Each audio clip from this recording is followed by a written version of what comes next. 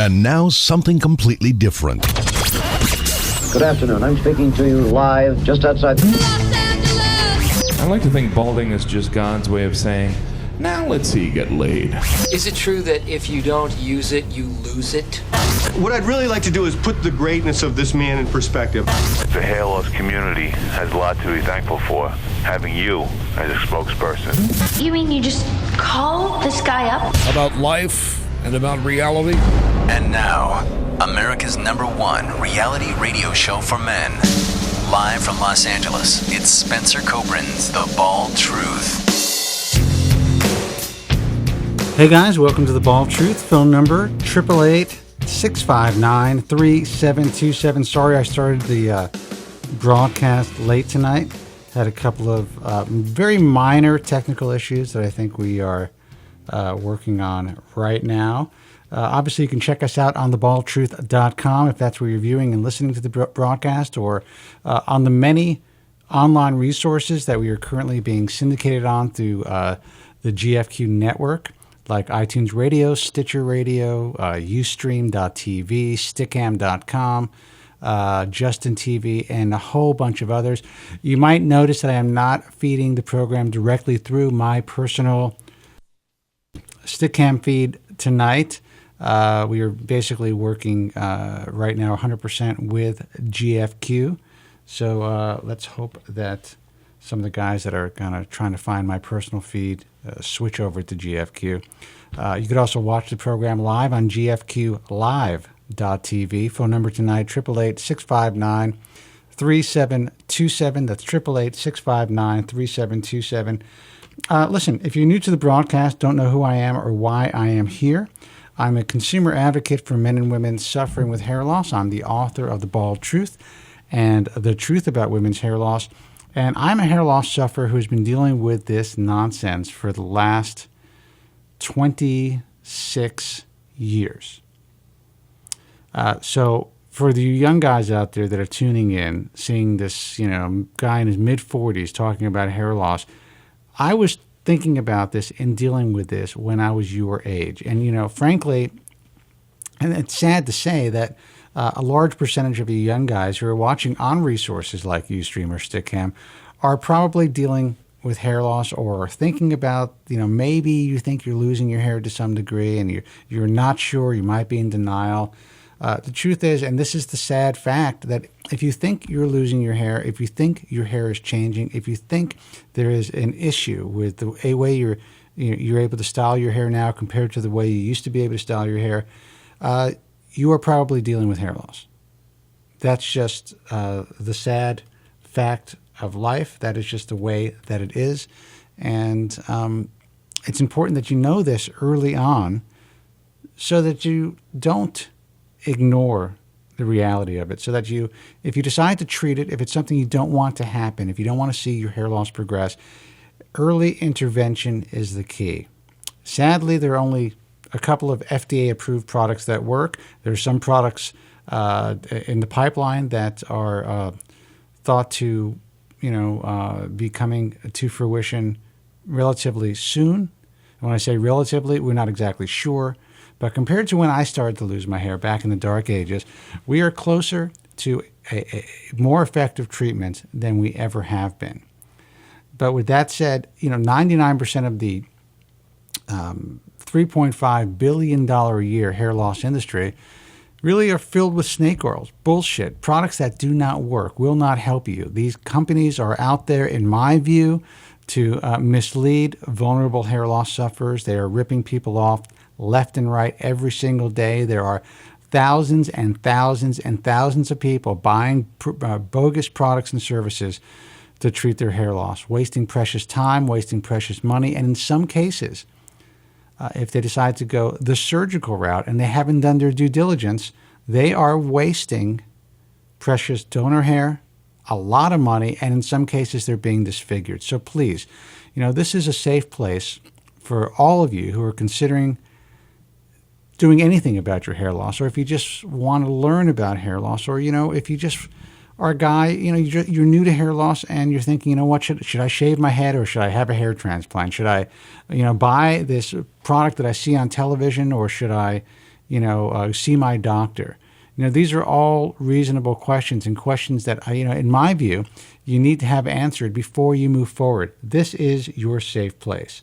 Phone number, 888-659-3727. That's 888-659-3727. And guys, please apologize. I want to apologize for some of the technical difficulties that we are having. Andrew Zarian and Suncast, they're on the case, and they are working hard to make it happen. So let me give you the phone number again, 888-659-3727. Some of you guys might want to, if you're having problems on my site, refresh your page, and the issue may be resolved. So again, refresh your page on thebaldtruth.com, and hopefully everything is resolved. 888-659-3727 is the phone number. I'm going to go straight to the phones, take a phone call, and let's see who this is. I have a feeling this is Joe, because he's been holding on line one from the beginning of the program. Hey, you're on the air. Who's this? As hair loss sufferers, I'm so tired of it. We suffer of life of constant misery, torment, agony, and we live in a cell, a virtual cell, every goddamn minute of our lives. Will someone please find a key and let us out of the cell, please?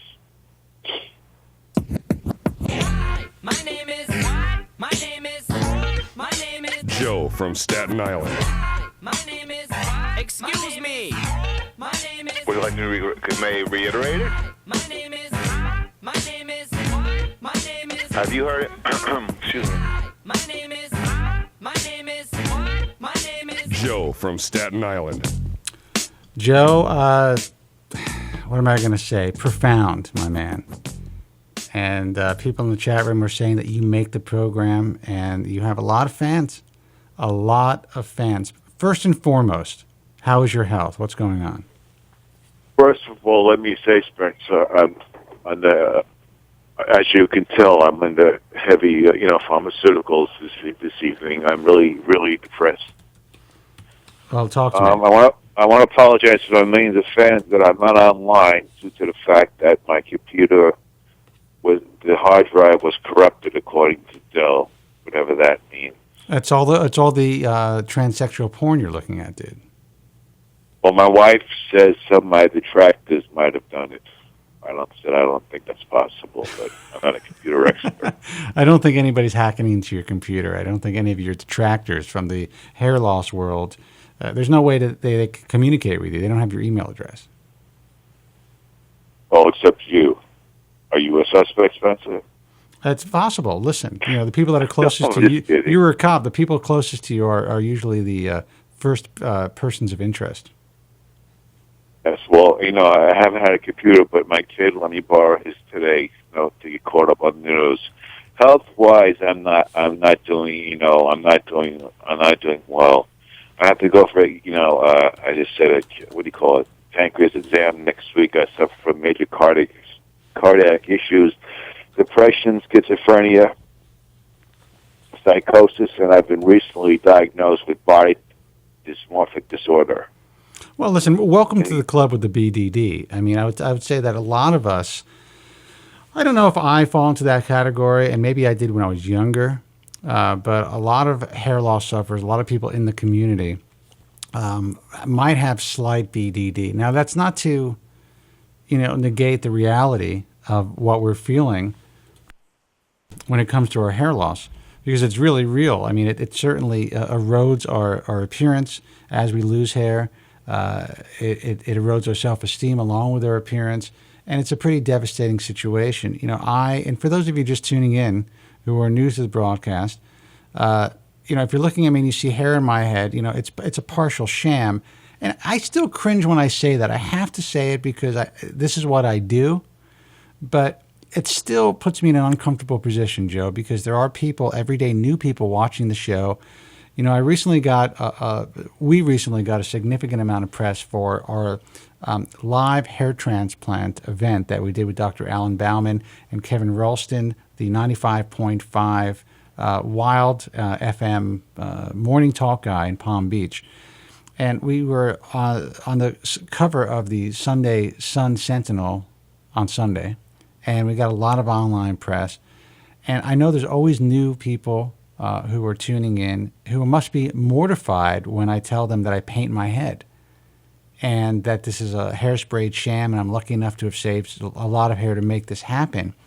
But it still makes me feel slightly uncomfortable. Or if, sometimes when I get some press, like local press in New York, I know there's probably some people that haven't seen me in many years that may have seen me in the paper, and then they tune into the program and like, oh, wow, Spence looks pretty good. And then I tell them I'm painting my head. So it's not easy for me. And I think part of, talking about BDD, a lot of that kind of, in some cases, evolves. There are people with severe BDD who are kind of born with it. And then there's kind of like the evolution of a kind of a body dysmorphic disorder because you start to stare at yourself a lot more than you normally would once this starts to happen. I don't know what your situation is, but I'm just trying to express that I am still not 100% comfortable in my own skin. So you're definitely not alone. Well, Spencer, with all, goodwill, if I had your head of hair, man, I'd be dancing in the streets, and I mean that, with affection.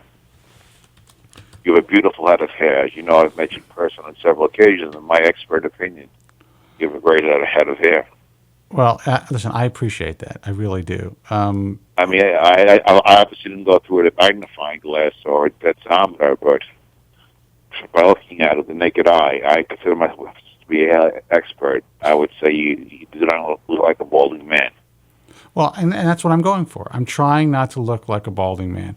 By the way, Suncast, let me see if I could actually change this overlay. I can't. Suncast, I obviously I see that the overlay that I have on is not the right resolution, but for some reason my software kicks out the new resolution every time I put it on and can gives me back this old resolution overlay. So this is the best we're going to do tonight, I think. So there you go. Let me see if I can change this now. Yeah, go ahead, Joe. I'm sorry. I'm being... That's okay. Yeah. You have to talk to your engineer. I'm wondering, do the guys in the chat room miss me? I feel like I'm missing something by not being in that chat room. I think that you're missing something. They definitely do miss you. Well, tell them I'll back next week if I'm still on this planet, because my computer will be coming in any day now, I do, I'm sure they'll want the latest news report on. Unfortunately, I have no major news, but just little tidbits of news. As you know, in September, the ISHRS conference will be held in September in the Bahamas. I thought it was October. Well, I thought it was September. I'm not positive. Well, if you say October, you're the leading hair loss expert in the world. I have to say it's October. Well, I better change. I better get new tickets then. I better change my flight. You're never wrong. So I guess it's October. Well, it's going to be an exciting fall because we're going to have major announcement from Allergen. We're going to have L'Oreal's product introduced, and we're going to have new information on Histogen. And some guy's supposed to be speaking about the effects of PGD2. And also, I understand that Representative Histogen is supposed to be there with the latest updates. That's correct. I know that's all we ever hear is the latest updates. We have nothing to put on our heads yet, but... Well, that's the biggest problem, science is a slow process. Everyone's so excited. And sometimes, I feel bad. I try to read the message forums at least once a week. And I just don't have the time to sit there. And if I put it this way, if I took the time to read every day and get involved in all the conversations and the arguments and sometimes the bullshit, I wouldn't get any work done. Sometimes I think to myself, I'm glad that these guys are interacting. They're part of what we're doing, and they have a lot of passion. But I'm like, how do they get anything done? How do these guys have successful lives or careers, or do they, or are they able to? Because there's no way you can spend 7 hours a day on a message forum and build a life. Well, a lot of hair loss sufferers are unable to work and are in some kind of subsidized income from the government. That because of the BDD, whatever they suffer from. Yes, and I don't know if a lot of them are on subsidized income, but I do think a lot of these guys struggle. I was certainly one of them, and frankly, the reason I do what I do is because when I was very young, it was very difficult for me while I was in the workforce to concentrate on anything but my hair. I was so obsessed with it, and I was doing so much research the old school way. There was no internet, So yeah, I remember that. I had no research. I had no ability to research anything because there was nothing really out there. There was nothing out there. Research. There were a couple of books. Everything was basically self-published, and the papers that I came across I realized a lot of it was just marketing. They were in kind of like fringe journals that are promoted by some of these hair transplant doctors as peer-reviewed journals, but it's not difficult to get your paper in one of these things. And that's all I had.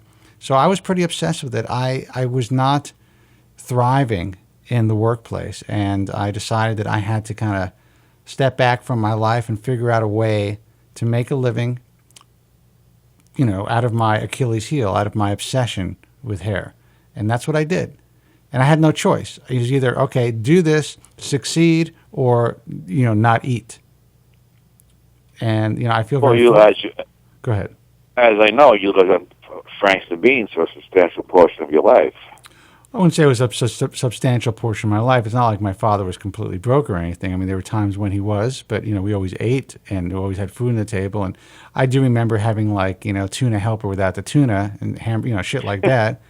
But, but then there were times when we were eating, Delmonico steaks and, we would be able to go on a vacation, or something, which was pretty rare.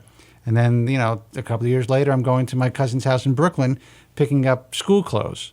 And I thought we were going, my parents say we're going, shopping for school clothes. I ended up going in my, in my older cousin's closet to pick out some old clothes. So. Well, I was always blessed with money. As you know, I am pretty wealthy. I was blessed with money, but, I was cursed with hair loss. So, you really can't, I always had plenty of food and everything, but I really can't enjoy living because of this terrible disease. I'm saying, man. I do know what you're saying. That's why you call the program every week. That's why the first caller. That's why you've been calling for 14 years. That's why I have you on the show because, I appreciate like a lot of people have said, especially when you were, people are starting the prayer groups for you and all this stuff. There's as upset as some people get about your rhetoric or your radicalism. There's a little bit of Joe in all of us. So you I remember that quote. But you kind of represent. Our fears, our internal turmoil, everything that we deal with that some of us it's easier for us to deal with than others. You wear it on your sleeve. And as fucked up as that is for you, I think that it's very helpful for others to hear about it and to kind of, get to know that and get to know you and get to see that, what they're thinking is not necessarily something that's unique to them. Yes. Well, I've been suffering withdrawal. I haven't had access to a computer for like a week and a half, and I haven't been on these forums, and I've been suffering deep, dark depression, because I'm unable to leave my home. I'm agoraphobic, so to go to the library and stuff. So I've been suffering, like not being on these forums, Well, why don't you get your computer fixed? You said you're making all this money. Why don't you just get your computer fixed, dude? Well, it's Dell is setting it in within 2 days. Okay. Within a couple of days. My wife's accused my detractors of doing it. I said I don't think so. Now, how would she? How would she accuse you? I mean, that's ultra paranoid. How would she accuse your detractors? I mean, what detractors? What did she say? Doesn't make any sense. Because she's read on the bullettruth.com and some other forums. She's seen my name mentioned. People saying I was psychotic, that I was sane, I should be institutionalized, things of that nature. All right. Maybe you have some. You have some. Talks about the good. I have like armies of soldiers praying for me. Well, look, you definitely have detractors, like I do. I have crazy detractors, but how can they get into your computer? What you're not communicating with these people? You're not opening up. Because you were in the chat room? Her allegation was that she knows I'm in the chat room now. She feels one of your detractors there did something to your computer. You know what? I think what's more likely, going with one of your chick with crank sites, you had some malware dropped on your computer. You have some issue. What does malware mean? I'm not a computer person. Basically, it is nefarious, like I guess like software, like Trojans and shit like that could interfere with your computer or destroy everything that's on your computer. Just cause you a lot of problems. So you would suggest staying off of transsexual websites, correct? I would suggest going to the more mainstream porn websites. Well, I'm not really interested in them. No, they have trannies on there, but don't go to like these bizarre websites like, scrambledeggs.com or whatever. The guys like to get their balls kicked in and shit like that. Oh, I understand. Get back to hair loss and see me a few more minutes, please. It really bothers me these guys, like even on BaldTruthTalk.com now. They think they know what they're talking about with Histogen, with allergen, with Reposel, with Adarans. Like they think they have some kind of information, and they make these like comments like what they say is the truth when they know not a goddamn thing. This is what really aggravates the hell out of me. I mean, I consider myself to be an expert. I don't know anything. I have no information. I know nothing about what's really going on. Well, what the hell are these people, if people believe them? Look, that's the problem with the message forums. And listen, I have a message forum now for the last few years, and I see what goes on. And we don't want to squelch, or quell free speech.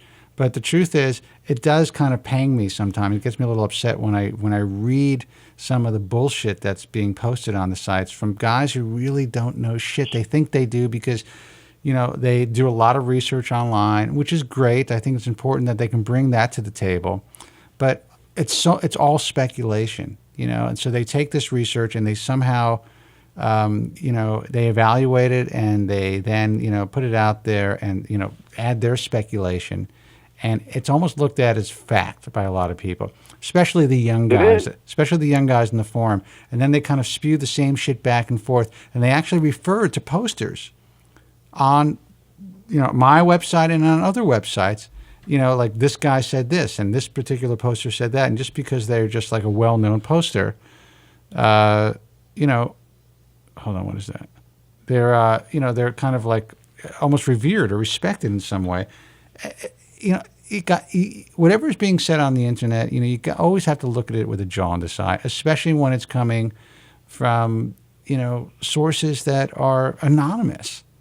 You don't know who the fuck these people are. It could just be some idiot fucking with you guys.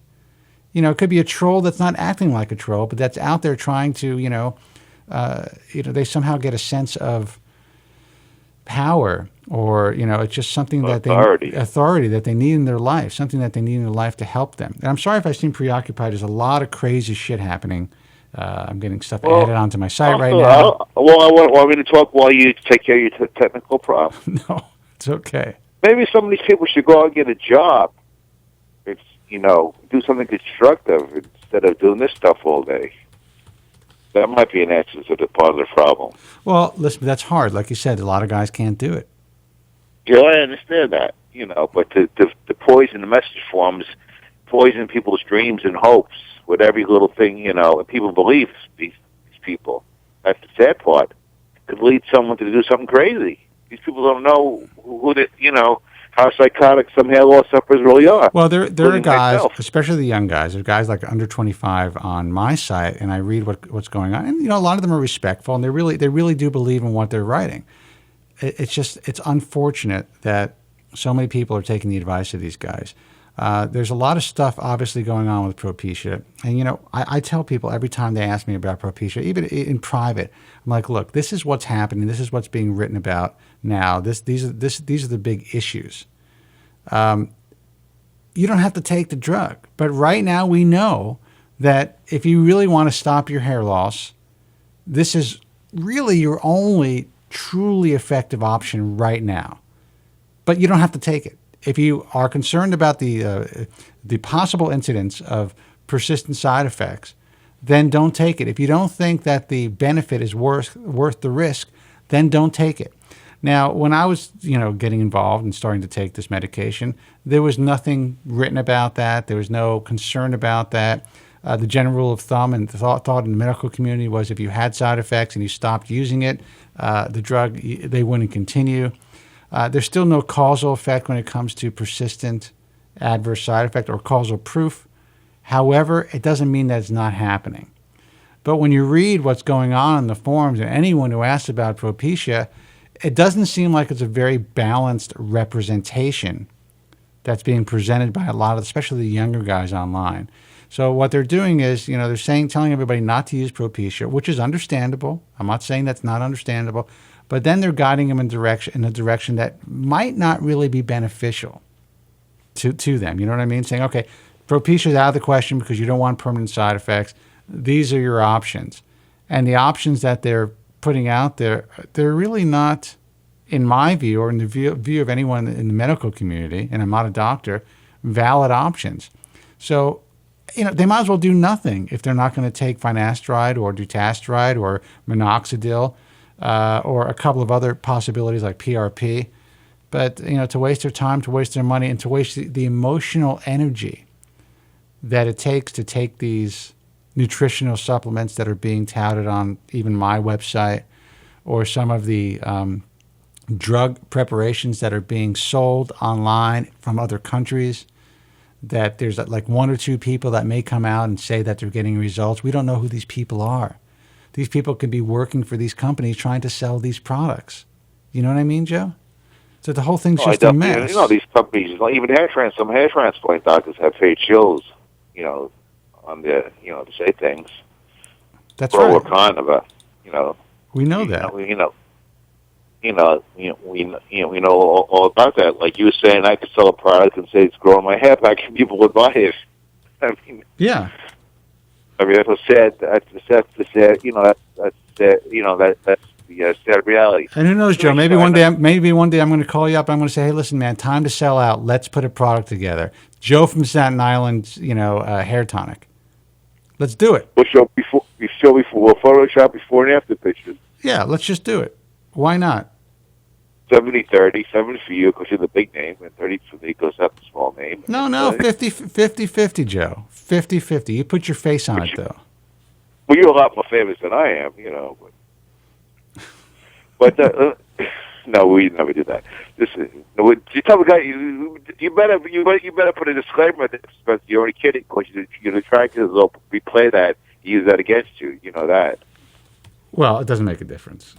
You know We're what I just mean? kidding, guys. The director's out there. But it's two briefly had questions for you. Have you heard anything from our good friend Dr. Zarian about the publication of the Japanese HSC patient?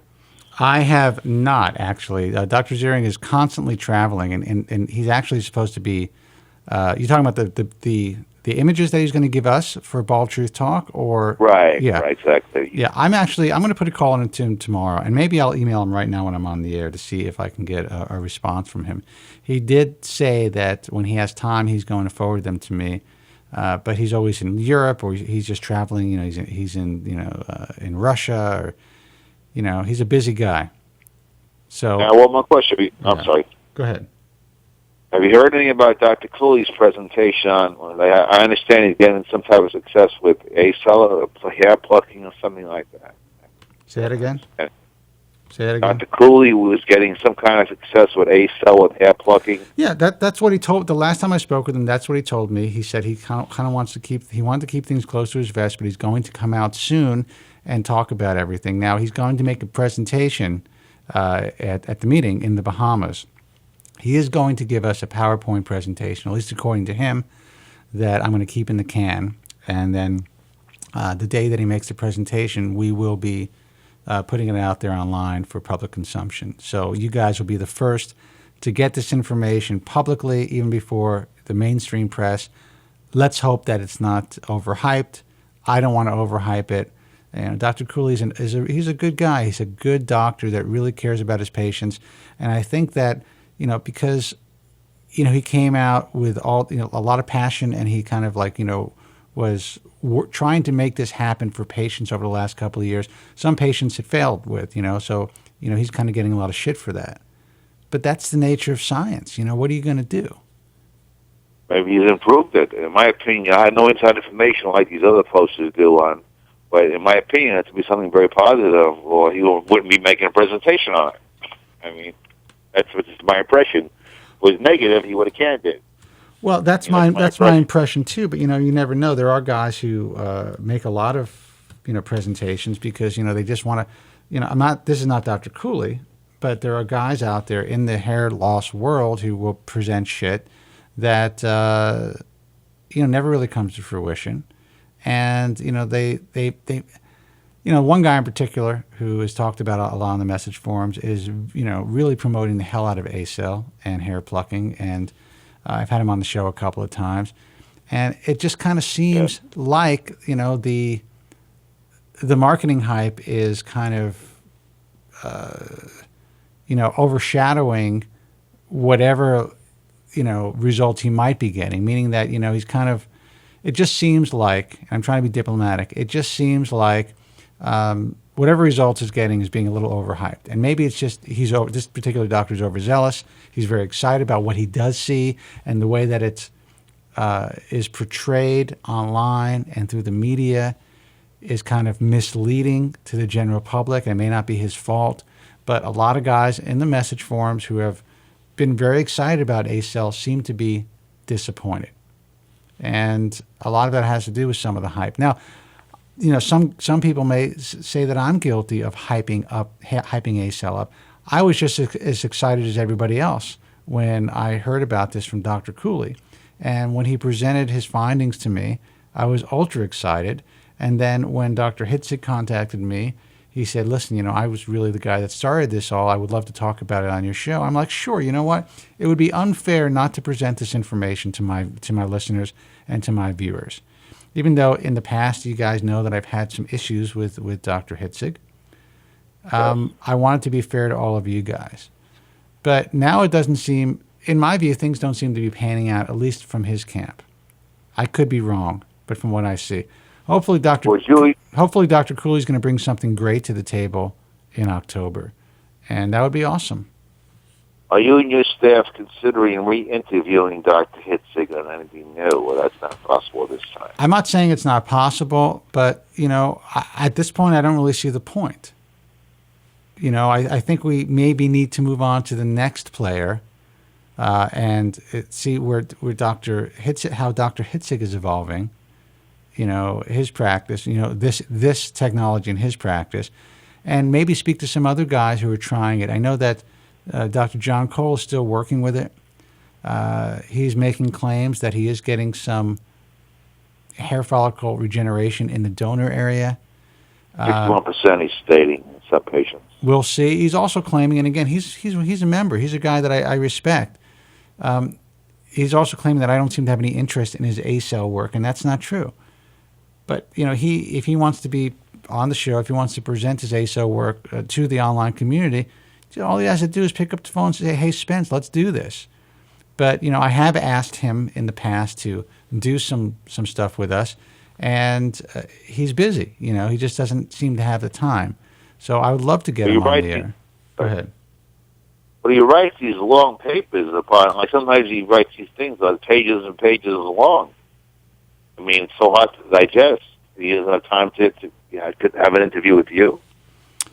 I'm gonna have to castigate him for that, really. Well, I don't know what the reason is. I don't know if he's a little camera shy or sometimes, or if he doesn't want to be overly scrutinized. It's a difficult thing to do this, especially to do it live.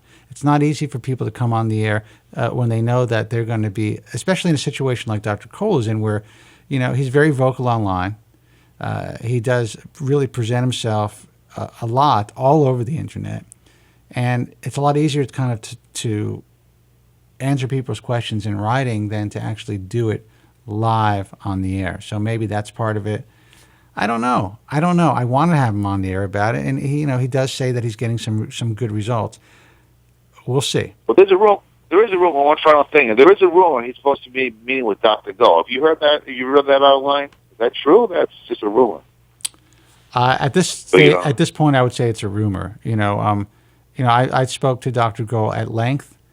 He is going to be getting back to me about the date that he wants to do the interview. He's been traveling a lot, and he's been very busy with his practice.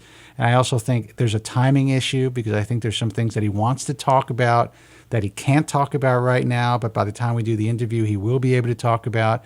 I mean, that's very cryptic, but I don't want to divulge anything that he told me in private. From everything that I gather, I do not think he's going to be meeting with Dr. Cole, but I hope that he does. I hope that I'm wrong, and I hope that Dr. Cole does have the opportunity to meet with him. But just judging from our conversation, it doesn't seem like that's going to be the case.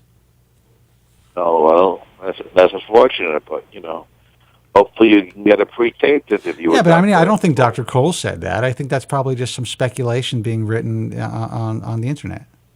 No, he never said it himself, but this is what I've read by certain posters on the internet. Yeah, I can say with certainty that those posters are I can say with almost complete certainty that they're wrong.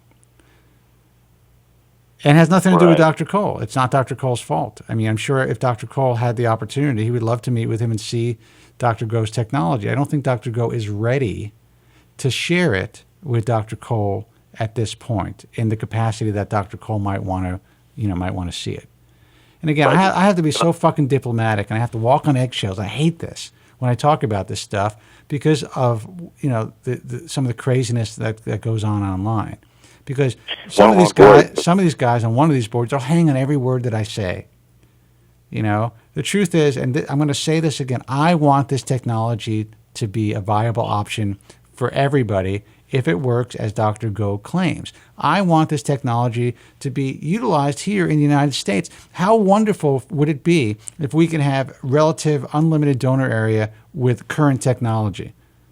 That would be incredible. Doctors would be making money hand over fist. Anyone who thinks that it's going to somehow affect, the hair transplant industry or my, personal income, they're completely out of their minds. The exact opposite would occur.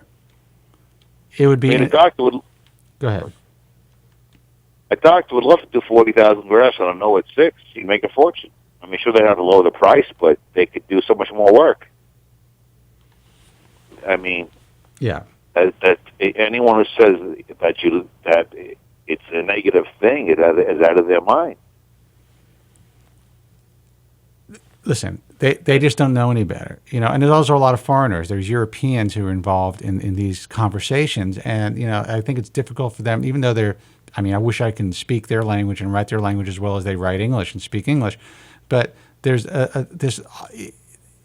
Odd communication. They may not get me. They may not really understand, how things work in this industry.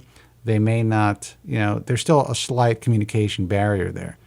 So I'm not going to blame them completely, but it is, it's nonsensical. It doesn't make sense because, if I was able to bring this to fruition, if I was able to make this happen faster for Dr. Go, believe me, I will. And I've talked to many doctors about Go, and I've spoken to Go at length about training doctors where you can't train them here in the U.S. because, like you said, there's some limitations to the vehicles that he's using, the solution that he's using for his protocol here in the U.S. But he can certainly train some doctors in Europe, and he's willing to do it. We're trying to work that out. We're trying to figure out who he can train, who he feels comfortable training for free. Not charging that $50,000, at least, a couple of guys so that we can all kind of see the evolution of this technique happen more rapidly. He's willing to do that, at least according to him. But right now, he hasn't been comfortable with anybody that's interested in learning. Let's put it that way. His technology could help a person like me and thousands of others who have a depleted. Very depleted donor area through the prior surgery. That would be perfect candidate for someone like him to help. Say that again.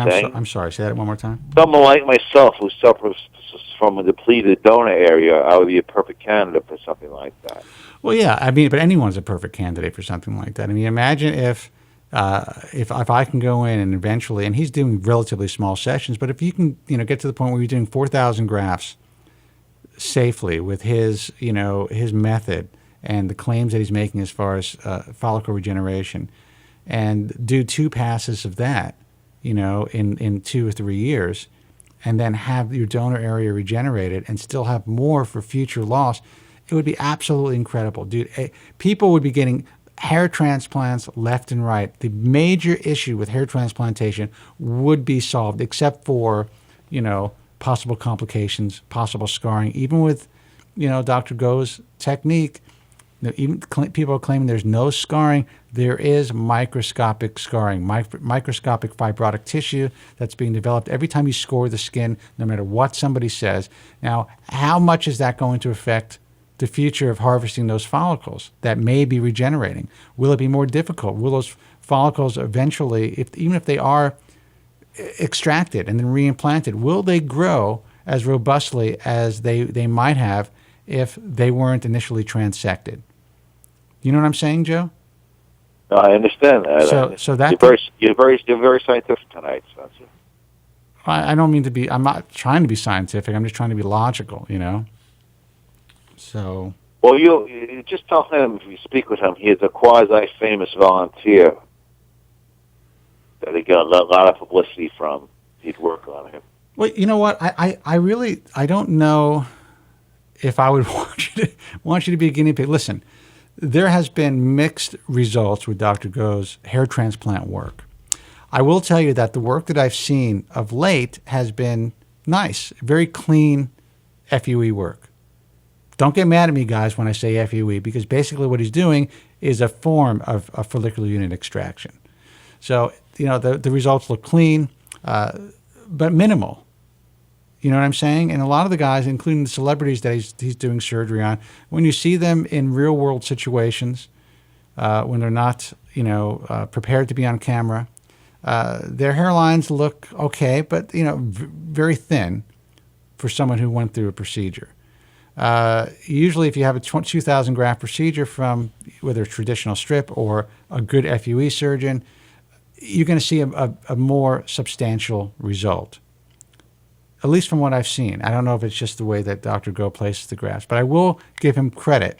He's come a long way. I think his work is very clean, and it's as good as many of the great guys in the field as far as, naturalness. So whatever Dr. Go is doing, he's evolving his practice a great deal. In the last 5 or 6 years, I think he's come a long way. That's not to say he was horrible before. I just think that he's open to evolving his technique, and he's learning. So I don't think anyone who goes there is going to have a bad hair transplant. I just don't know if, you've only have a certain amount of money to spend and you're young and, you really want to enjoy your life now. Maybe it'd be a good idea to go to a Hassan Wong or a Hall or a Bernstein or a Ron Shapiro or a Steve Gable or a Scott Alexander or somebody to have a procedure.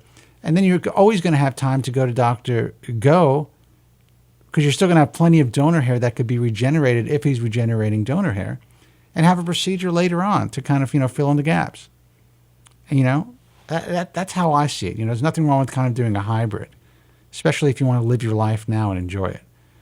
Because I see these guys, they can only have, 1,500 grafts a shot, 2,000 grafts a shot, and then they have to wait a year between each procedure. So by the time they could get just 4,000 grafts, with healing, it's going to be like 4 years.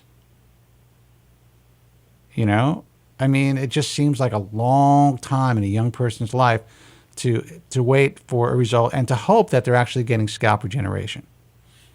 So anyway, I'm going off on a rant. Let me take a break, guys. Joe, I'm gonna pot you down. I'll keep you on hold. 888-659-3727 is the toll-free number. Look, it's the Hair Loss Show. I guess my sidekick tonight is Joe from Staten Island, longtime caller and a great friend of the show. And I would have to say that after all these years, he's become a friend of mine.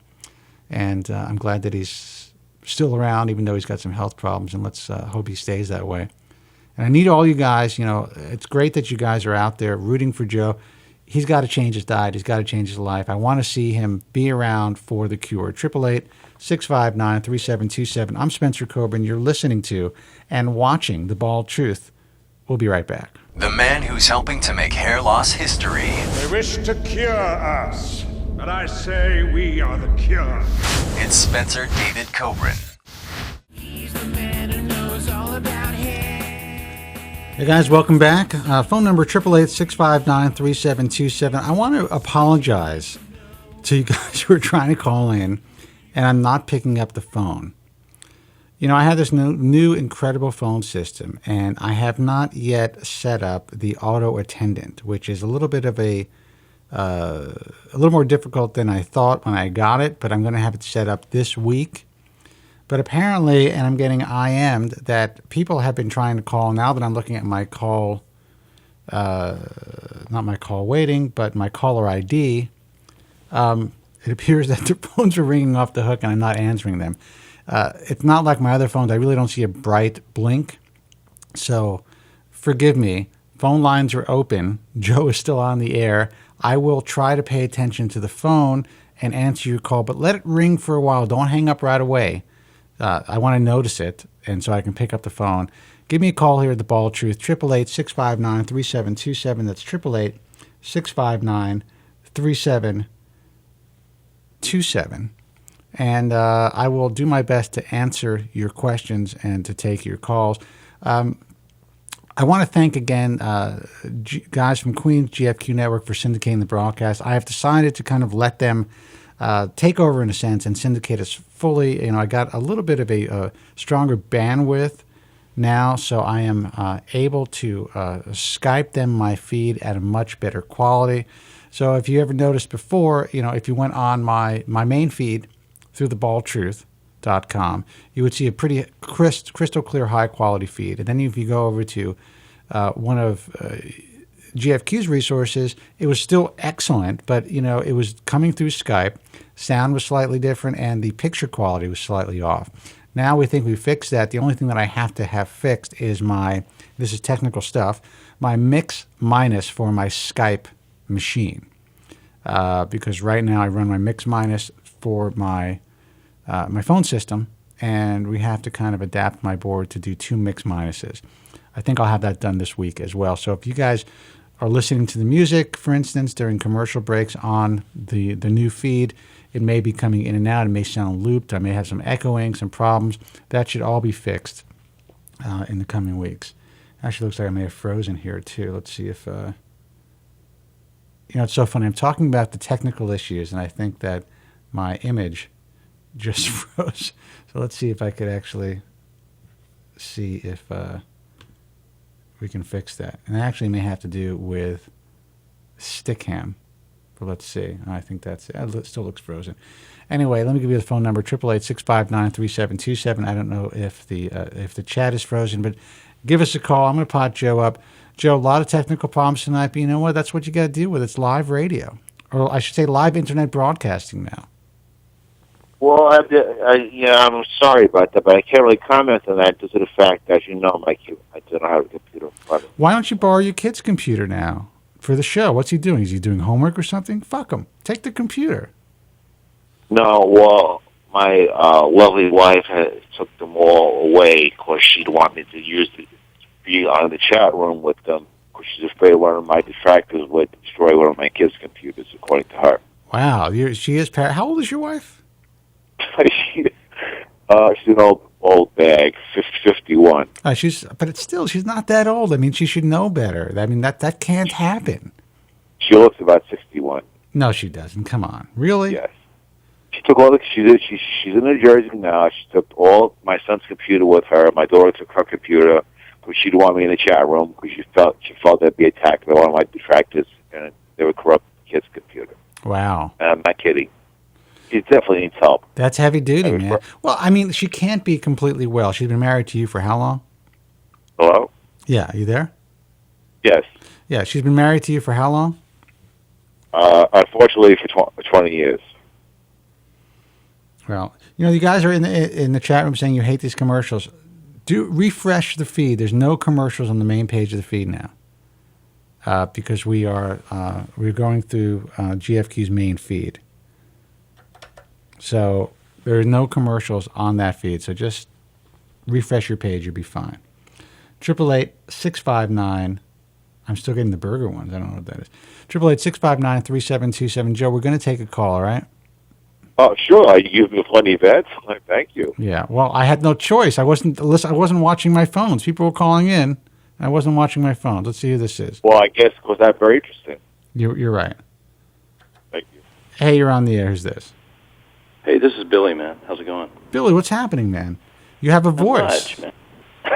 No, I've called in before, man. Oh, you know what? I'm so fucked up. I can't remember anything. Well, I've only called in once as a while back. I don't really have anything to say. I was just, hi to Tracy and Joe and hope, wish him the best. Billy, tell me, and I appreciate that. Tell me about yourself a little bit. I kind of forgot your story. Well, I mean, it's my only, I'm like a Norwood 3, but I tried. What? Yeah. Is that Joe? Is your kid back home? Yes, my kid has grabbed the phone from me. He had to say the $20. I'm sorry, Billy. Jesus Christ. No problem. Billy calls in. He wants to tell his story. The guy who killed 12 people at the Batman movie, he wasn't a sufferer. My dad's a sufferer, but he wasn't. Well, thank you for that, Vincent. I'm sorry. It's all right. Go ahead, Billy. I mean, Sorry. I'm going to have to pot you down, though, Joe. I'm sorry. No, don't. Leave Joe on. Okay. I'd like to hear his comment. The kid's not bothering me. Good. Okay. Thank you. I'm just fucking with Joe. So tell me what's going on. So you're at Norwood 3. Yeah, but and I'm kind of like you, man. I mean, I tried all the BS stuff back before the internet and everything. Oh, so you're old like me. I'm 54, so I'm older than you. All are, right. But the only thing you see is like things in little quips in magazines about finasteride and Rogaine, whatever. You'd have to go and get it mixed up, and it was just really weird, man. There was really no hope back there at all. Oh, dude, there was nothing, man. There was nothing. We still thought we had hope. We were still buying the Helsinki formula. And, right. And all the shit that Polyclean. Yeah, whatever. Folligard and Folliclean. And I used something called Caracare, and I had to actually tap it into my head in a very specific fashion and then use hot towels. I got a microwave specifically because I didn't have a microwave at that time, and to specifically to heat these towels up. And it would take me 2 hours a night. I did that shit religiously. That's how desperate I was. Insane. But anyway, so I started taking the Propecia, and it seemed to work for me. I used it for several years, like 5, 6, 7 years. But eventually, I started having the problem that is the erection problem, right? And that was when I was probably, by that time I was like 49, and I'm a real healthy individual, man. I run, lift weights. But how many years? How many years were you on it before you started to have problems? I'm guessing. I'm just gonna guess like 5 to 6 years, and it seemed to work. I mean, I was very pleased with what happened, but at some point, I just started losing my erection. Right? Now, when you got off of it, did you recover? It took a while, but it now I've got no problem. And like I said, that was like that has been years ago now. 4 years ago at least, right? So it took like 3 to 4 months. And well, let me ask you this: do you think that it's possible? I know because you've experienced this, so I'm not saying that it obviously happened. But do you think it's possible that, at least for that short period of time, there was something else going on, and then you just got off of it, and then things just kind of resolved themselves without whatever the other issue was? I'm not sure. I mean, that's obviously a possibility, but I mean, what? I'm trying to think at that time period in my life. I'm not sure what that could have been. Well, let me ask you: when it happened, was it oh, what the hell's going on? Was it like and then you started to think about it more, or was it just like, you know what? Well, obviously you're going to do that. You're going to freak out, right? Yeah. So I actually went to the doctor, right, and talked to him, and got a checkup. Everything, everything was good, right? So all my specs were good. So I got off of it just to try it, and I started, they say, at the time what I was looking at was, erection problems are really related to blood flow problems, right? Well, in a lot of cases, yeah. Well, that's what the Viagra and the Cialis and all that right. does, right? It fixes the blood flow problem. So what I did was I started taking things that increased that. I think it was a vascularity in your system. Right. Like there's certain, like garlic, for instance, does that. And I increased my running because I was more of a weightlifter than a power lifter, more than a than a runner at that time. But and when I say, those are all relative terms. I didn't, I'm not a huge weightlifter, but I can, deadlift 405. Wow. I'm not using steroids or anything, so that I can, you kind of rule that out because sometimes they say that can cause problems, right? So, and I can squat 315 and bench press 225 plus. So I mean, wow, that's pretty impressive. Still at this point in your life, that's pretty good. I'm still right now. I'm benching like 245, but wow. I mean, it's all it's all how long you've been in weightlifting. It's how long you've been doing it, and then how consistent you are with it. So, if you don't want to quit, or you're going once you lose it, especially at guys mine and your age, you're not going to get it back, right? So, how dare you? What do you mean my age? You're right. That's the thing. And I noticed that my strength, it wanes very quickly, and then when I get back into it, like I work out to some extent every week. 3 days a week, 4 days a week. It depends on how I want to work out. I haven't been training heavily, but I do notice that if I don't train heavily, if I'm not lifting or benching on a regular basis, the strength it goes so quickly, and it takes months to get back to where you were. Right. It's very, very, very difficult. Yeah, and you got to. I mean, if you want to keep your mass, you got to lift. I don't want to get into a weightlifting, but you got to lift heavy, right? That's right. To keep your mass. So, but anyway, so. And drinking the way that I do probably doesn't help either. Well, actually drinking wine, which is what I'm doing right now, is increases your vascularity. So, Hey. Anyway. So the problem went away, and one of the, so I started, what I'm doing now, and I'm hoping that the L'Oreal stuff is some kind of a segue to bridging, my hair fall to, when there's really a solution, right? And I'm taking I know some of these things you don't agree with, like the saw palmetto, but it's not that I don't agree with it. I just haven't, in the years that I've been doing this, and I was the first guy to really write about it. It just doesn't seem to be benefiting a lot of people. But with that said, I mean, there are some guys still that say that it's helping them, so why not give it a shot? But you're talking about sexual side effects. Saw palmetto really, for a lot of guys, can cause the same adverse sexual side effects as finasteride, even though it's natural. So that's something that people have to understand. So you're taking saw palmetto and you're having no issues, which is great.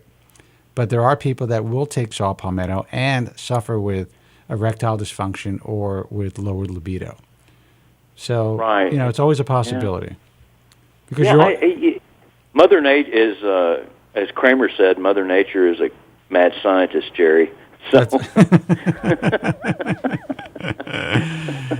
Kramer is right. You're dealing with nature's pharmacy right now, with what you're putting in your body. And the thing is, you never know, if it's really standardized, things like that. So I believe in the power of herbal medication.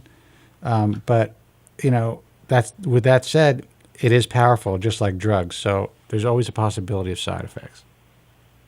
Right. So, I mean, I don't know, man. I mean, I'm doing that, and I. Well, how is your hair now? How are you doing with your hair? I mean, I don't have a problem, right? I mean, it doesn't seem. I'm not. That's a good question. Let me ask you this: like when you read all kinds of things. I mean, what kind of when you take a shower in the morning, supposedly you lose 100+ hairs a day anyway, right? Yeah, that's pretty average.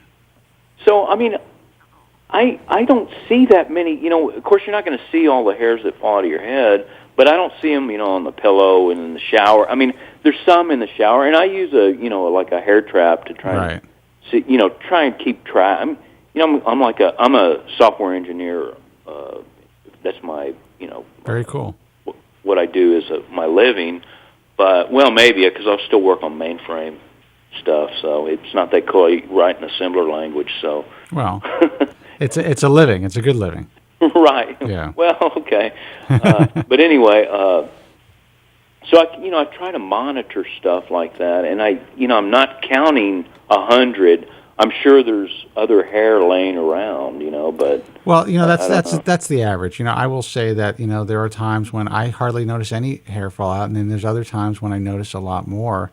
It's cyclical. That's just the way that it is. But for the most part, if you're not seeing handfuls of hair, if you're not seeing hair, a lot of hair in your comb, you're probably not progressing quickly, and that's good. You're not going through a telogen effluvium. You're not shedding.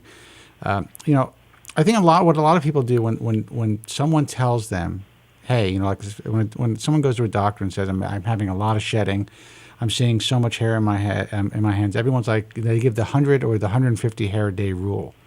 If you're seeing that many hairs, then that's a problem, because your hair falls out throughout the day, in the wind, and when you get into your car, and so you're not really supposed to see 100 or 150 hairs in your shower. Right. If you see that, then you have excessive shedding. Okay. So you're in good shape. You're in good shape. Well, that's the thing. It can be replaced, but some guys, if they're shedding that much, it's probably not being replaced as they'd like it to be replaced. So you're going to see a progression in time. But if you're not seeing that many hairs, then you're pretty lucky. Now, do you notice that you're progressing in the last few years? Yeah, I think it's slightly progressing, but not. Like I said, when I was taking the Finasteride, it really stopped my hair loss. I mean, the hair loss that I had, it really stopped it, and I was really, it was like it's like a double-edged sword, of course. I mean, you don't want to get off of it, but yeah, hey man, I'm a guy. I want to, You want to have sex. You want to screw. Right? You want to. That's what I want to do. I think about it half the day. Right. That's just the way that it is. So I certainly understand that. Listen, I've been very, very fortunate that I have not had that issue with while taking the drug. Maybe if I was totally loaded, that's pretty normal. If you're really depressed, you don't feel like having sex, But I think what happens is sometimes, life kind of, gets in the way of living, and these things happen to us. And if we're on a medication that is supposed to or possibly cause these adverse side effects, the first thing we look at is this medication. Instead of looking like, okay, wait a second, am I having a hard time? Has my diet changed? Is there just something happening in my body besides me taking this medication? Now, in your case, I don't know what happened. It could have been the medication. Maybe Billy's aging too. He's 54 years old. That could be part of the problem. Right, too. and what could have happened is it happened once or twice, and then you're like, oh shit. So you're thinking about it. If you're thinking about it, as soon as you go in for it, man, even if you're doing it yourself, if you think about it a little bit, things aren't going to be as hard. Things aren't going to be as good. You're going to start to get anxiety, and if it's in your mind, the slightest bit, adrenaline starts to pump, whether you realize it or not. You can't get it up. It's over. It's done.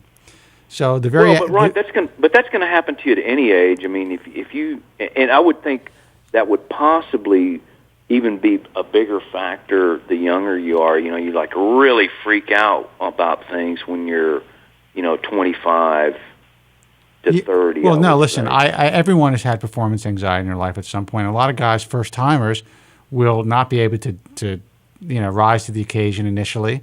And then usually within the first act, that happens and you're fine. But some guys, it'll last for them for years. Once it happens, they think they're impotent. So they have performance anxiety forever or for many years until they find a woman who's, into them enough to kind of deal with it and then get them through it. And then once they get through it, they're fine. It's very, very common. A lot of guys don't talk about that. So you're right. But, it could happen at any age. Even if you're 50 and you've been used to doing it all your life and feeling comfortable in your own skin sexually, and then it happens once, and all of a sudden you're like, fuck, what the hell's going on?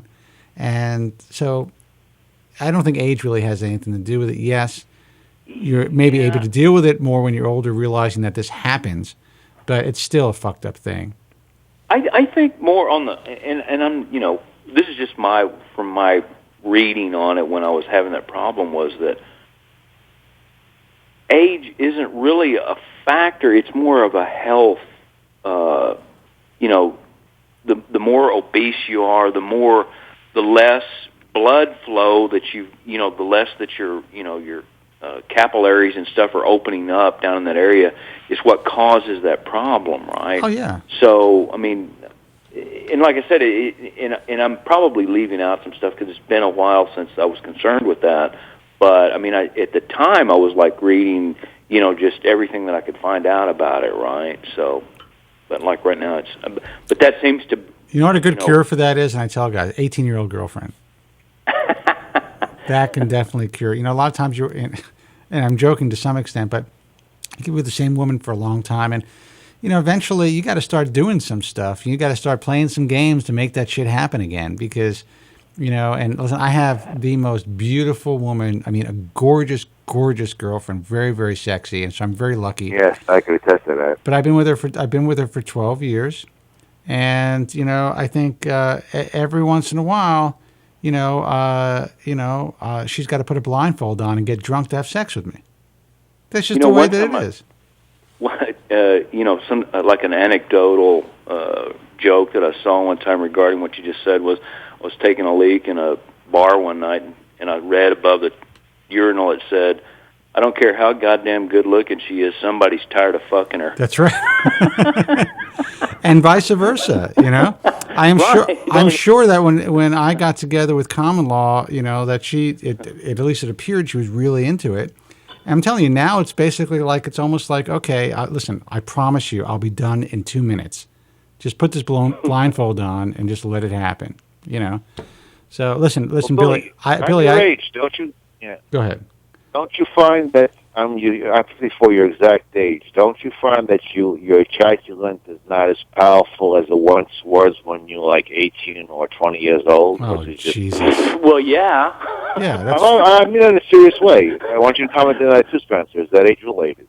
I'm not trying to be funny. I think everything's age-related. Your prostate's getting older. Your body's getting older. Everything is functioning differently. However, Billy's right. It also depends on how you take care of yourself.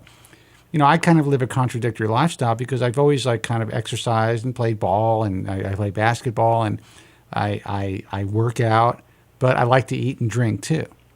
So, I'm kind of like leaving, I could be better, let's put it that way, for my age. But for 47 years old, when I look at myself at least from what people tell me, I still have I'm strong, and I still have a lot of youthfulness and shit like that.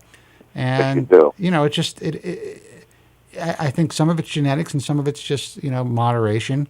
I could drink less, for sure. Like, I will say, like, tonight, it's Tuesday night. I know I like to drink during the show, but I don't need to drink wine on a Tuesday night. I can wait till Friday. But, like, Billy's drinking right now.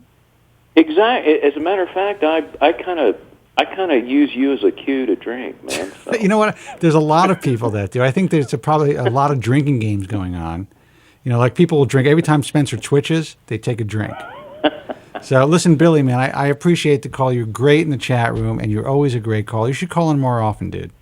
Yeah, I will, man. But hey, one thing before I sign off here, man. Yeah. And I think you know this, man. Sometimes I'll castigate you, as Joe says, but it's just for fun, man. I really, this show has been a real. I really look forward to it every week, and it's a hell of a lot better than anything that's on TV, in my opinion. So, I appreciate that, man. And you know what? So you're the guy that gives me shit in the chat room, huh? I forgot. That's you. Right. All right. Hey, so Billy, a quick piece of advice. Maybe you know what you want to feel better. Maybe you want to pick yourself up a transsexual. It may work out better. Oh Jesus! All right, Billy, man. Thanks for the call. Take care. All right. All right, man. All right. Brush your hair. Take care. Hey, you're on the air. Who's this? Hello. You're on the air. What can I do for you? Hey, this is Chris from Los Angeles. Hey, Chris from Los Angeles. What's happening? Oh, not too much. I just figured I'd call in about this whole finasteride thing and maybe. Oh, wait a second. You're Chris, the guy that waited on me? No. Okay. There's another guy that actually is I think his name is Chris. That's a fan of the show that ended up waiting on me in Common Law in a local restaurant. And he called the program. I remember that. And I actually do live in the same area. But, you do? Different guy. Okay. All right. So tell me what's happening, man. So I just wanted to give you a call and talk about this whole finasteride thing and give my my story on it, which is a little bit different than I think you might have heard. I'm a younger guy. I'm 25, and most of the people calling in are, I've noticed, a little bit older. And well, so first of all, let me just say, you you sound like a grown, like a man. You're extremely, you're articulate, and you have some pipes. So go ahead. That's well, I appreciate that. Thank you. Sure. But so I figured I'd just call in for some of the younger guys out there and give them my perspective, which is a little bit of a different one I haven't heard. Basically, the deal is I started losing my hair at 22, and I did what a lot of guys do, which is spend a whole lot of money on a whole bunch of crap, including $500 on a laser comb, which did nothing at a time when I could barely even eat. Oh man, so I don't mean to cut you off. That's so common, man. And when I see the price of this thing and the fact that it's ridiculous. It got so much hype, and I'm not saying that it doesn't work, but I mean, God Almighty. Right, but you know what? And I only did it because I was, I've always been a real health conscious person who never wanted to. I was always very anti. I don't even take anything if I get a headache or if I get a cold or whatever. So. I was one of those guys. So when it was advertised as being like this, FDA cleared natural thing, blah blah blah blah, the whole story. I jumped onto that and I said, okay, well, if it works, it's $500 well spent. Well, it didn't do anything as Do you know how many laser combs you can find on eBay? Yeah, no, and believe me, I wish to this day I wish I had taken that money back.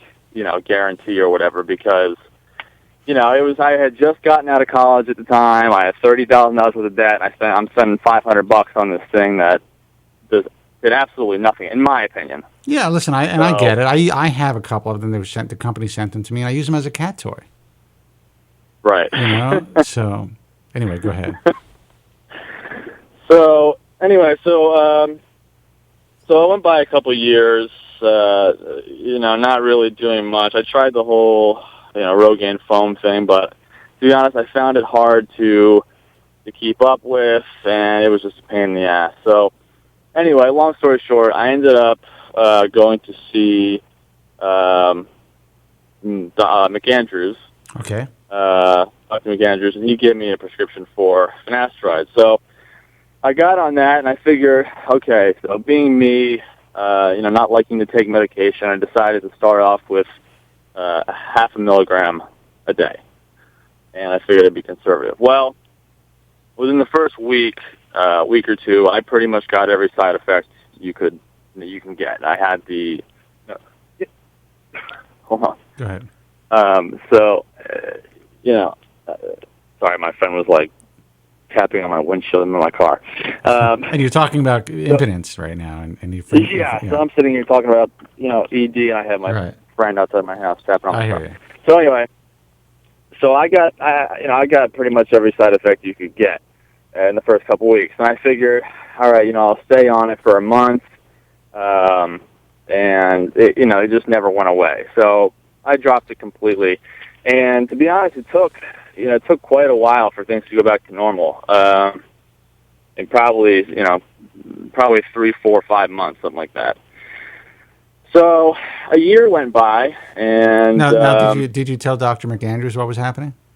You know what I did? I emailed him. I emailed his staff because he was, and to be honest, I really didn't like how he approached the whole thing. I mean, I went in his office and for the consultation or whatever, and he sat me down and he told me about the options or whatever. And he presented it as this thing that, like, all these people complaining about side effects were just, it's all, BS and stuff on the internet. And, he even cited this, group of people in, I guess, the Dominican Republic who were born without, right. Well, that's actually 5AR. That's actually how they discovered, and they studied this group of people, and that's kind of how they developed the drug. But yeah, go ahead. Right, and I did have a little bit of a problem with the way he presented it because, to be honest, he presented it as like, well, these people were born without this and they're completely fine, which is to me, not the truth. I mean, I've read up on this stuff since then, and found out that they're fine after the fact. They're fine after they reach puberty and that their junk starts to descend and become normal. But initially, they're not fine. They're basically born at almost like inconsequential genitalia, where these guys are brought up as girls until they hit puberty, and then all of a sudden their junk drops. Right.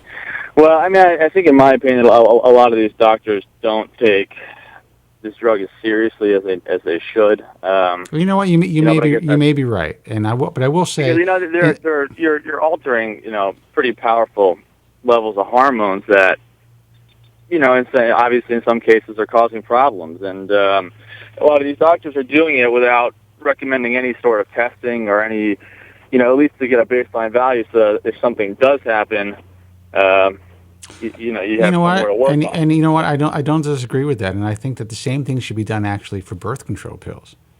Because I agree, and totally. And you know what? I've actually had a girlfriend who had permanent sexual side effects from birth control. Interesting. So what is it? So would she have like a lack of libido? You know what? She not lack of libido so much she had, but she had I don't know how to put it. Problems with orgasm, being dry down there, we'll say. Yeah. Well, I mean, she's blaming it on the birth control. How do you know that wasn't you, dude? I'm just kidding. No, that's a very common. It's a very common issue, actually.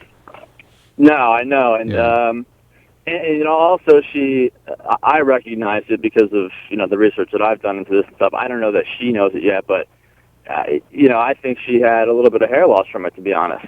Yeah. Because I could see a little bit of the and I think she started to get concerned about it too, because she made a joke about it one time or whatever, but so she's had issues from that as well. And I think that your hormones make you who you are, and they're a very important part of depending on what your levels are, you could be a completely different person. I agree. So I don't think it's something to be taken lightly, and I think that with birth control and finasteride, I think doctors do take it too lightly. The problem with birth control is birth control is prescribed like candy, and that's why I kind of always make that comparison, because this all the media hype and everything that's happening with finasteride, while there are guys like you who are dealing with real side effects, the vast majority of women, at least that contact us through the Ball of Truth or the American Hair Loss Association or through the IHRS, these are people that have really suffered severe side effects, hair loss, sexual side effects, to the point where the stuff that's being put out there by the media, like tumors and blood clots and shit like that, those are the most serious, but they don't really focus on the hair loss. Most women, if you go to a site like womenshairlossproject.com and you read that site, 90 some odd percent, I could be wrong about that, but the young women who are dealing with hair loss are dealing with it because they either started or stopped using birth control. So these are both serious medications. Yeah, I think she was sort of in that category, maybe even unbeknownst to her. But there was definitely some of that, and I was really unaware of what birth control could do until I got with her and found out about that. But yeah, it's crazy. I think it's nuts. I mean. Well, it is crazy. And, I remember, and I'm going to let you finish your thought, but I was like 19 years old, and my girlfriend at the time was like 31. And I remember she had told me, that she once had short hair. I don't know how the story came up. And I was 19. I was just worried about getting laid. But she said that she was losing her hair after she started taking birth control. And at the time, I had no hair loss, so I didn't even think about it. But as soon as I started to lose my hair, that actually came back to me, that I was actually with a woman who at the time was 31, who was dealing with hair loss because of these hormones. So, I mean, you're right, man. And finish your story. But, and the fucked up thing is that even though I was dealing with hair loss at the time that I was with her, and also these sexual side effects, because this was actually at the time I was with her, I still, it was so embarrassing to me that I was losing my hair because I'd been this guy my whole life that had this great head of hair, and that was, she would even say, your hair is your best feature. So, that's actually... I couldn't even tell her my own, she thought it was just I had a performance problem or something, or, whatever. Right. And 'cause That's. I was, I'm you sorry know, that so you fucked couldn't. up over it. I couldn't admit that or let her in on that, that problem. That's heavy. That's So, heavy. Yeah. So anyway, about a year, I got off it. About a year went by, and I decided, I've been reading on the internet. I decided, okay, you know what? I'm going to give it another shot because up until that point, like I said, I had so much hair that it wasn't really noticeable to the common eye, unless maybe I was to lift my hairline back or something. Yeah. Or pull my hair back. But, it was getting to the point where, it started to thin out in the front, too, not just at the temples and whatever. And so I decided, okay, I'm going to give Finasteride another shot because it's do or die at this point. So I decided what I was going to do was I would take 0.25 milligrams every other day, which is a quarter of a Propecia pill or a one, Propecia. Or a 1 milligram Finasteride pill, and just see how it goes. And then on top of that, I decided I was also going to take fairly high doses of zinc every day because I had read that that would inhibit the conversion of testosterone to estrogen. Right. And I figured that the elevated estrogen level could have been part of my problem to begin with. Because I know that it's possible. Finasteride Sure. does raise your estrogen level slightly, as long with your testosterone level. There's aromatizing effects. So yeah. Right. So I figured I just throw the kitchen sink in and hopefully it would help. So I started taking the quarter of a pill every other day. And again, the first week I did get the side effects again, but they weren't as bad as when I was on the half a pill every day. Right. So I said, okay, you know what? I'm going to ride this thing out and see, because I had read about some people who, would take it and it'd have side effects, but then everything would level out and they'd be fine. Correct. So I started taking the 0.25 milligrams every other day. I had the side effects again. And then the second week, things got a little bit better. And then it seemed like every 2 days, things got a little bit better. So my libido's, returned to normal after a few days, and then a few more days would go by, and I would, start waking up with, wood again in the morning and whatever. So I say about a month after I started doing that every other day, I was pretty much had no side effects that I could tell. So since then, after the first month, I upped to 0.25 every day instead of every other day. I was fine on that. The next month, I did 0.5. I just upped to 0.5 every day. Was fine on that. Now at this point, I'm up to 0.75 milligrams per day every day, completely fine. And I'm on my 4th month since I started taking it again. So you're doing great now. So I found, at least for me, and maybe for some other people out there who have had the side effects, freaked out, and quit immediately, I found that gradually upping my dose and letting my body adjust to it for a month at a time, for me, got rid of the side effects completely. That's actually a great story. And I'm so glad. I'm someone who had pretty much all of them when I first started trying to take even a half a pill at a time. I'm really glad that you called in to tell people about that, because, it just shows that, sometimes there's a little trial and error. Sometimes, you kind of have to figure out your own body with any medication. And most doctors don't really get that. They're, okay, this is what's approved by the FDA. This is how it's supposed to be taken. I have had, not arguments, but discussions, even on this broadcast years ago, with doctors who couldn't understand, like, how do you benefit? 'Cause I take intermittent therapy, and I always have. I started taking a high dosage. I have had no sexual side effects even with the high dosage, but I thought to myself, you know what? I don't need to be putting 5 milligrams of Finasteride into my body every day. But since I started with that dose, I wanted to continue. And basically what I did was I kind of weaned off where I was taking a pill every other day, and then every 3 days. And then, maybe 1 or 2 days a week at this point, I take a 5 milligram dose of Finasteride. And And have you noticed any increased shedding or anything like that? No. I've actually, the thing about Finasteride, which is good, is that it really will maintain your DHT levels for at least 2 weeks, sometimes longer. So, guys freak out when they don't, guys who don't have side effects and are doing well, if they can't get their hands on the medication or they forgot to refill the prescription and they're going away, they flip out. They think they're going to lose the results.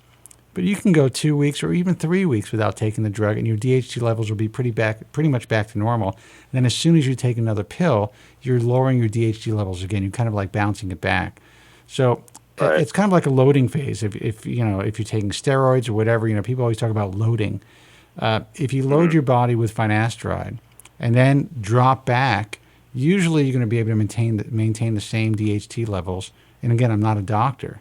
But as when you were taking your average dose every day or the normal dose every day, so right now I probably take about, I don't really know what days I take it. Sometimes I'm like, oh wait, I haven't taken it for 4 days, so I take a pill. So I would say I probably average about maybe 7 milligrams, every 10 days or something like that. I take a 5 milligram pill. Right. Every 7 days or something like that. So I've had really a lot of success without side effects doing it that way. And I think everybody's different. That's just the way that it is. And you are, I think, a prime example of, trial and error, trying to figure out what works best for your body. Right. And, right. I mean, before, I'm at about 3/4 of a milligram now, and I'll, next month, if everything goes well, I'll bump up to just a full pill because it's a pain in the ass to cut them all the time. Well, let me ask you a question. Do you see any, it's 4 months, do you see any decrease in shedding? Do you see any change in your hair? Oh, yeah. Actually, I mean, believe it or not, I responded pretty quick, and even at a low dose, I mean, even at 0.25 milligrams every day, the first 2 weeks, my shedding completely just stopped. Really? Dead. Since then, it's started back up again, which I know that the first 6 months to a year people usually go through sheds, so I figure that's normal. And actually, when I was on the 0.5 milligrams the first time I tried to take it, the same thing happened. The first 2 weeks, or maybe after like the first week, the shedding just completely stopped. Well, let me ask you this. Why do you want to even up the dose? You're doing well now. Your shedding has stopped. Why don't you give it some time and see if you do well with it at this dosage and just kind of live your life? Yeah, I may, but it's really just, I want to take the recommended dose if I can handle it, just because, number one, it's easier since I don't have to cut pills every single day or, Oh yeah, whatever. but that's such a fucking hardship, though. I mean, it's. I mean, come on. If you're doing well, I guess it's not. But I don't know. I figured I should just. I don't know. I figured I wanted to take the recommended dose and give it its. No, listen. I get it. And if you can tolerate it, great. But right now you're doing well. Yeah, I mean, I would say, the first, I've only been taking it for 4 months, and my hair definitely feels better. I don't get that itching anymore at all. It's definitely thickened up. Really, my temples was what I was concerned with, and I had started to thin out in the front a little bit, but those have already thickened up for sure. And I think I've gotten a little bit of regrowth of maybe some, or maybe not regrowth, maybe thickening of hairs that were just too thin to see at that point or something. Right. I don't know, but it definitely looks like there's more hair there for sure. When I hear a story like yours, it kind of, it resonates because I see all these guys on the message forum who are so shit scared to use this drug, and guys who are really, really suffering with their hair loss. And, there are guys who may experience side effects like you did at the beginning, and all the side effects. And then right away, they're so shit scared like it's going to be permanent. And you know what? Maybe for some guys, it will be. I don't know. I mean, or persistent. But your story is great. And the fact that you're benefiting from the drug and you figure out a way to use the drug without, having the adverse side effects or, weaning yourself on the drug, let's put it that way, to the point where you eliminated the side effects over time. Now there's real hope. You are taking the one drug, or one of two, that actually really will slow or stop the progression of your hair loss, and in many cases, reverse the miniaturization process. So many young guys will never have that opportunity because they're so fucking scared. And I'm not saying that they're wrong, because there are cases, but we still don't know the causal effect. We don't know how long, these people are going to be suffering from persistent side effects because of the drug, or if it has anything to do with their mind. And in your case, that you suffered real side effects, but were they exacerbated by your concern over them? I don't know. But the truth is the key is you had the guts to kind of go back, or the drive to go back and try it again and figure out a way for it to work with your body. And that's powerful, man. And I got to say, I'm really glad I'm glad I did, because at this point, its biggest benefit to me is that it's given me the opportunity to not fucking think about it. And I'm not like a person like Joe who, no offense to Joe, but one of those guys out there who, was just completely broken over it and couldn't leave the room. And I wasn't one of those guys. But even when you're not thinking about it, it's still, subconsciously, it's always there. And it affected me, I think, in ways that I didn't even realize that it did until, something came along like this that allowed me to not think about it so much. And well, that was really eloquent. You don't realize, you don't realize you're thinking about it all day, and it affects everything you do. I know. Even if you think it doesn't. And I'm not one of those people who obsesses over it, but look, I'm old enough to be your father. I'm 21 years older than you are, and when I was 21, that's when it all started for me. So I know exactly where you're at, and I feel so fortunate that I found this drug.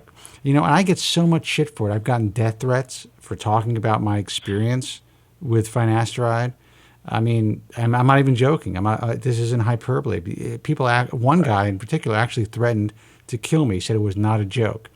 And, this is how I, help myself. This is how I got through my days of hair loss. This is why I wrote the original, my first book, The Bald Truth. That's why I've been on the air for so long, because of this drug. So for me not to talk about it and to share my experience based on a few thousand guys who may have persistent adverse side effects compared to several million guys who've taken these drugs over the years, or this drug over the years, with success, I think it's unfair. And I think it's doing a disservice to all of you young guys who are dealing with the emotional aspects of hair loss like we all do, because this is a real option. You've changed your life because you had the courage to change it. So I'm happy for you, man. I think it's a great story. I'm so glad you called the show. Right. And I just want to point out to some of these guys out there that, go crazy about this stuff is, the people that get the side effects on this are a small minority by most studies, findings. The people that would get persistent side effects on this are a minority, an even smaller minority of an already small minority. Correct. So, to me, when I think about that, the benefits just far outweigh, the possibility that I might get permanent side effects. And, am I aware that maybe 6 months down the line, all of a sudden I side effects could come back and I have them again? Yeah, but to me, the risk is worth it. So. Well, listen, man, I really appreciate the call. I think that you've probably helped a lot more people than you realize tonight. And I'm glad that you're doing well. And you know what? And tell your buddy is he supposed to be hanging out with you, the guy that knocked on your car? No, I was driving home from work, and I was on hold, and I parked in my driveway, and I guess he walked out to go to the store or something, and he taps on my window in the middle of me, talking about erectile dysfunction, which, Well, listen, man, I appreciate the call, and I'm so glad, and I'm really happy that you're doing well with it. And, keep us abreast of everything. Call us again. All right, will do. And I just want to say thank you, to you and to Joe. Sometimes, even when I don't have time to listen to the whole show, I'll at least tune in for Joe's news, and I hope he's doing well. And that's all I got to say. All right, Chris. Listen, thanks for the call, and take care, and just stay in touch. All right.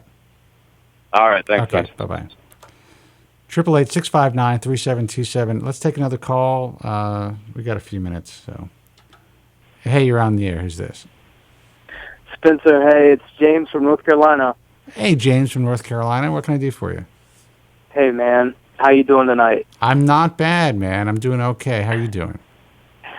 Oh, I could be better. That's for sure. All right.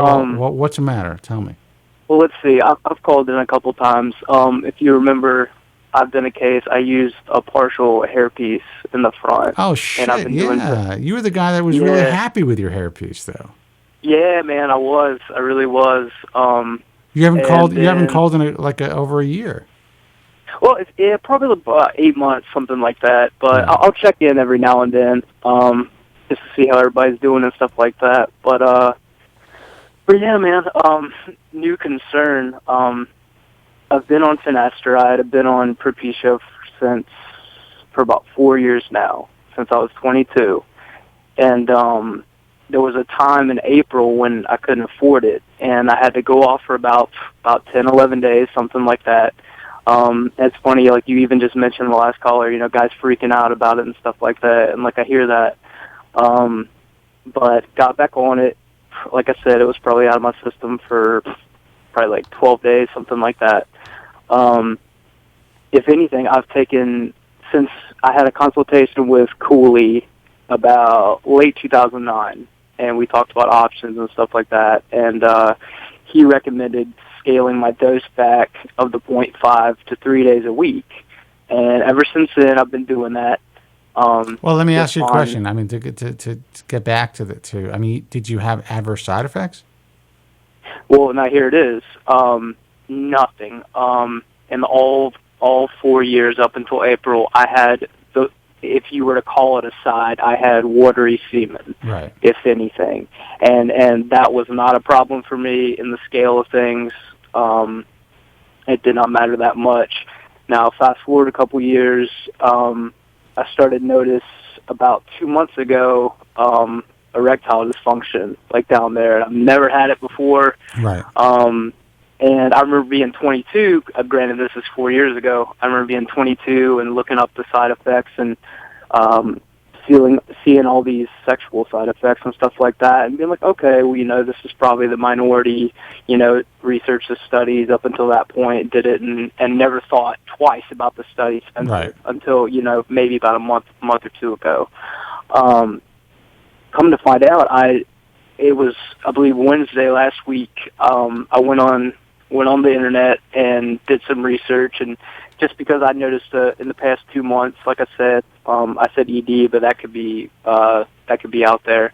Definitely a loss of libido, like as you said even earlier in the program, like, I think about sex half the time, during the day, and I normally do too.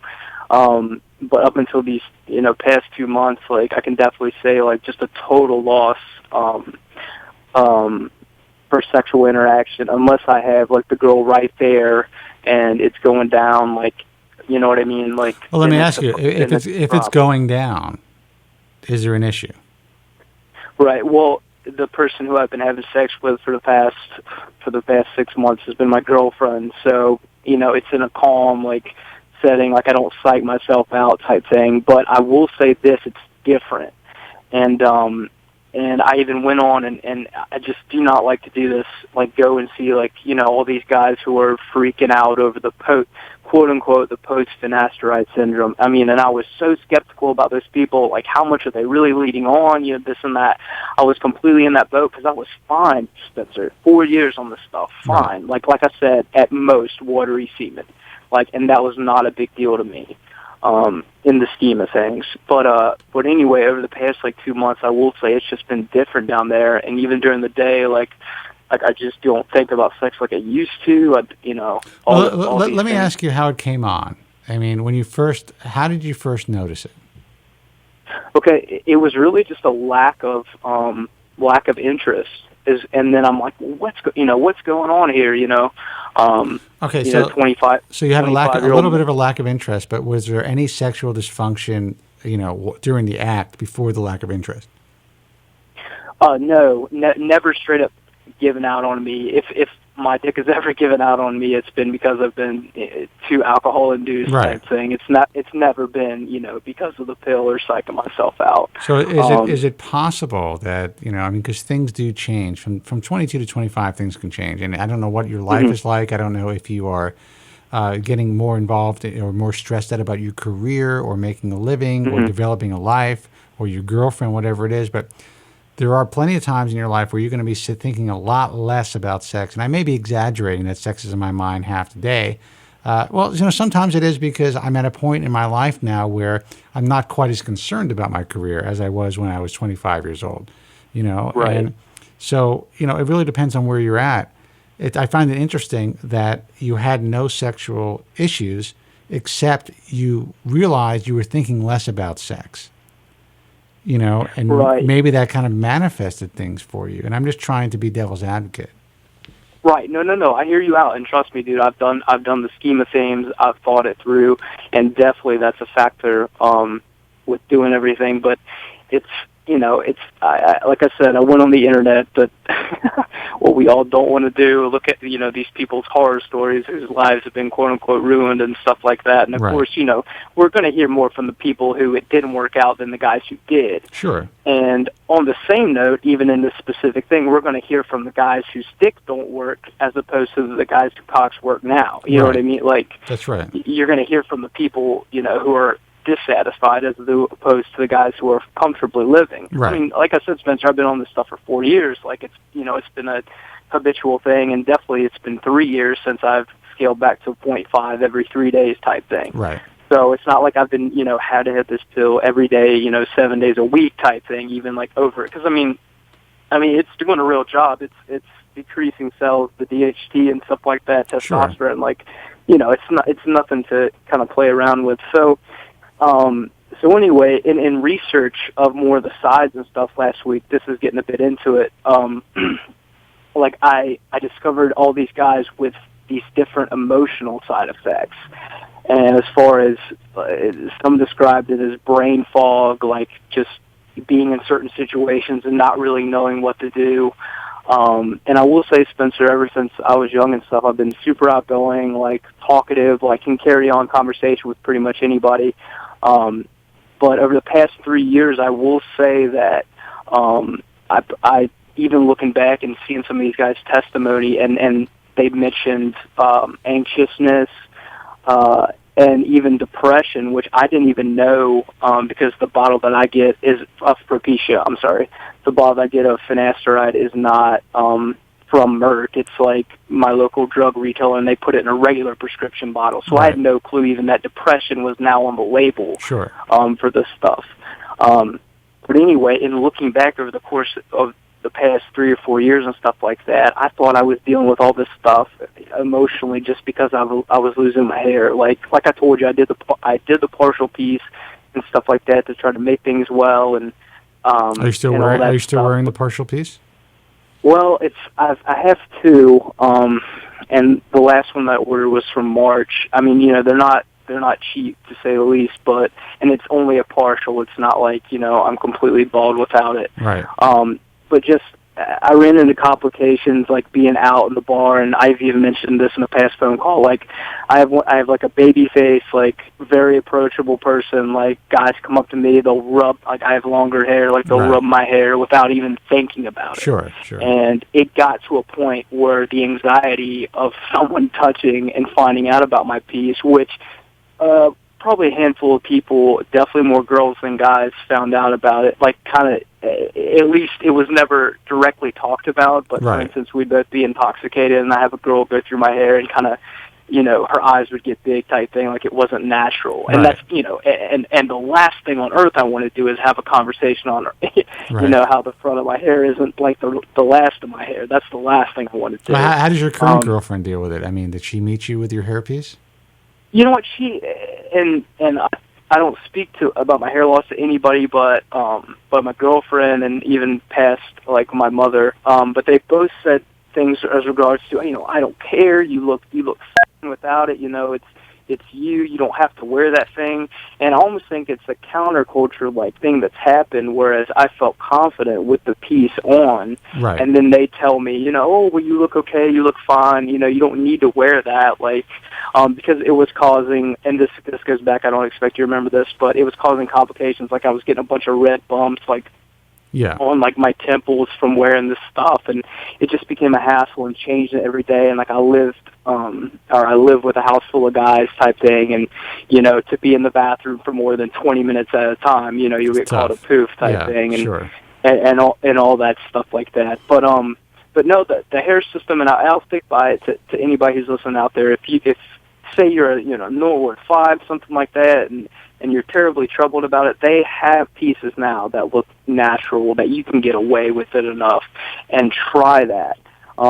If I was a Norwood 7 right now, I would be wearing a piece and just not talking about it. You know what I mean?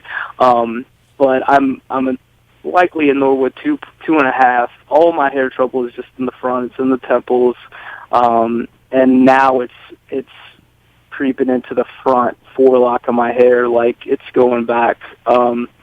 Really just leaves me feeling down in the dumps type thing, and of course. I just can't wait to have the corrective surgery just to take the thorn out of the proverbial side type thing. I have guys in the chat room who are saying I shouldn't defend Propecia so much, and I think it's important that all of these guys understand that. I'm really, for the most part, talking about my positive experience over the years and the positive experiences of so many people that have not suffered from these adverse side effects. But callers like you and callers like the guy, like Chris who called in before, who, figured out a way to use Propecia effectively without the side effects. Everybody's different, man. And I don't know if your side effects were 100% caused by the drug, or, there's so many, compounding possibilities, including depression of just progression of your hair loss, the fact that you can't wear the piece anymore, you don't want to wear the piece anymore, the fact that your family and your girlfriend are maybe putting, making you second guess yourself as far as wearing the hair, thinking that maybe it doesn't look as good as you thought it looked.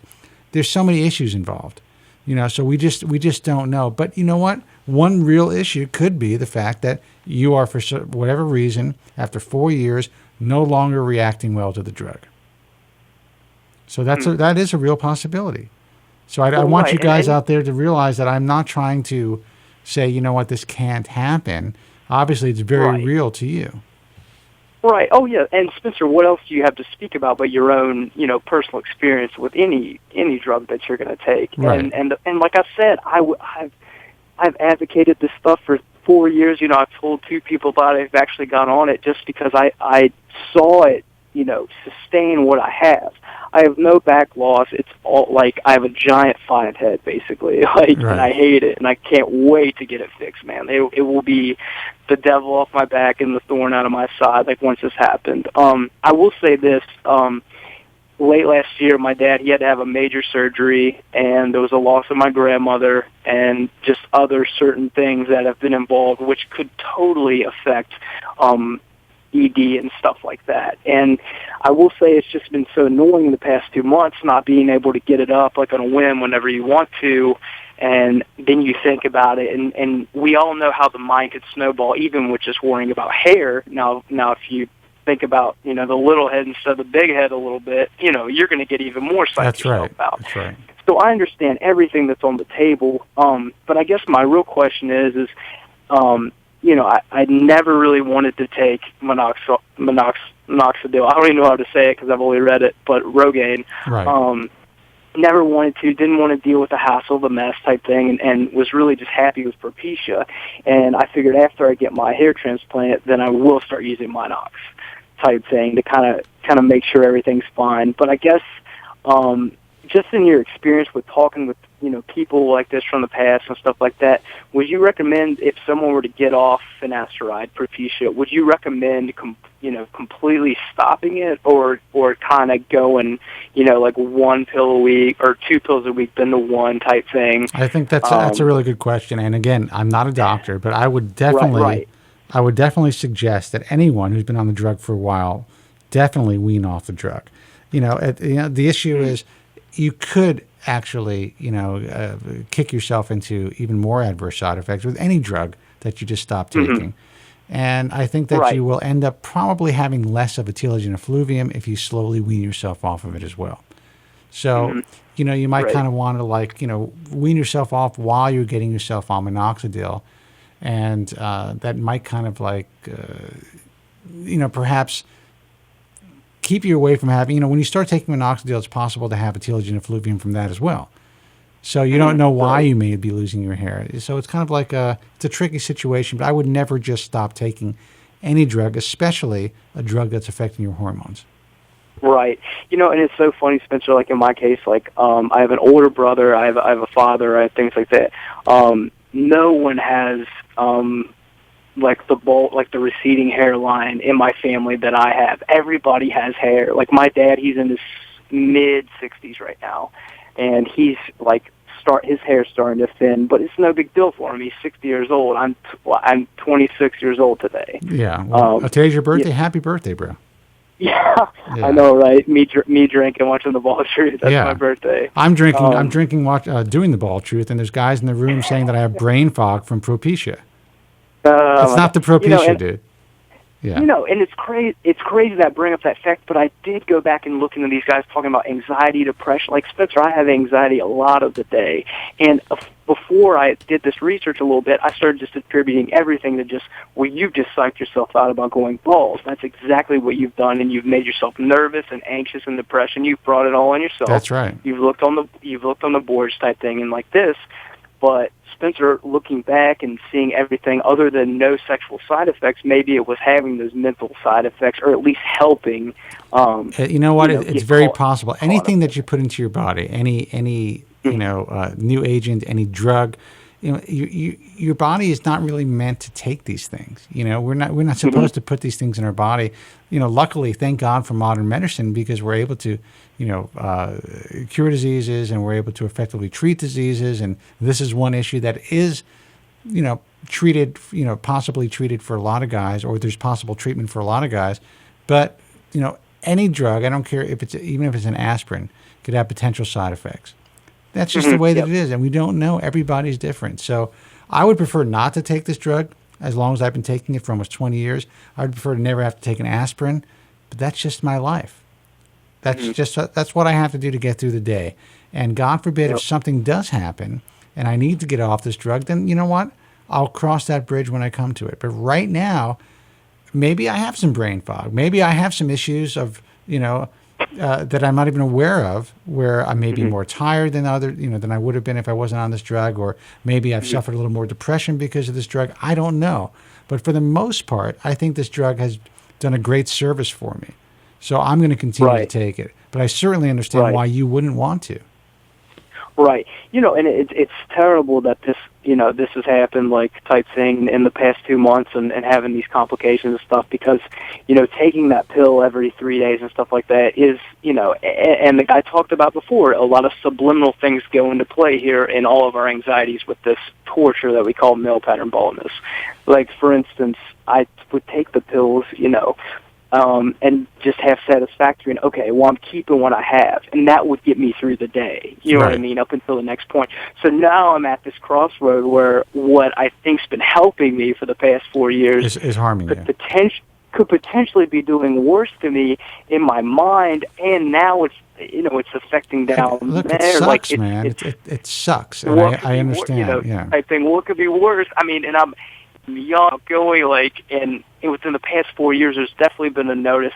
I was in a band. I've seen my music suffer. I've seen my relationships with people suffer. I've seen not wanting to pick up a phone call whenever my brother calls or something, who I love to death. Yeah. And now I'm wondering what are these sides these guys have been going through and experiencing mentally?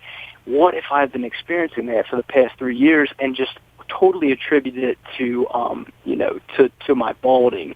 Because before that, right when I entered college, I'd say, probably second year, I'd be out at parties and stuff like that, and I'd always keep my hair longer when I was young. I'd have bangs because I had a big forehead. So not only do I have a big forehead, but then my sides, my temple sides, start going back and receding like that. So now I'm like, oh, what kind of boat am I in now? But I had girls comment, what kind of hair do you have? I had one woman say, like, you have an old man haircut, I had one girl take off my hat. I've dealt with that. I dealt with that for so long. Go ahead. I'm sorry. God, no. But one girl take off my hat, like when we were making out and stuff like that, and like brush my hair back and go, oh, a receding hairline. Oh yeah, dude. Like, I never forget. I was with this like that, Brazilian chick. She barely spoke English. I was like 23 years old, and I was wearing a hat. She took off my hat, and she looks at, like points at the temple, and she goes bald, like she hardly spoke English. And I'm like, very nice. Way to ruin my night. Great impression, lady. But she had great tits, so I let it go. But it really affected me. Yeah, and they have no clue, because in our society, and we talked about it on things like movies, like what's that movie with fucking the guy from Drive and Steve Carell, Crazy Love, Love Hap, something like that. They make light of the baldness. The bald guy's the funny fat guy. You know what I mean? It's better to laugh about it than to cry about it. And like, I hate that, man. I hate that. Just there's certain things that people want to understand. Like my brother, he's 16 years older than me. He has a full head of hair. We both have big foreheads, but he's a Norwood too. Like, no question, and thick. Like, I'm 26 as of today, and like the recession in my front, like I see it and just worry about it, and like other guys have no clue type thing, like what's going on. It sucks. It sucks. That's why I do what I do, and that's why I think it's important that. Listen, there are days I'm just like, I've been doing this for 14 years. I'm just going to hang it up. There's days I'm like, I can't deal with all the depressed characters and the stuff that goes on the message forum and the craziness that I deal with on a personal level from people online. And then I hear you, a guy like you, call in, and I realize how worth it is, because, who else are you going to talk to about this shit? Dude, Spencer, I don't have insurance right now. I definitely can't get to a shrink therapist that I would even want to. But it does, man. It just helps just venting because my mom and my girlfriend can only understand so much. They had their hair. They can't see the other side of the coin. Yeah. Like, no matter how hard they try. So it is, man.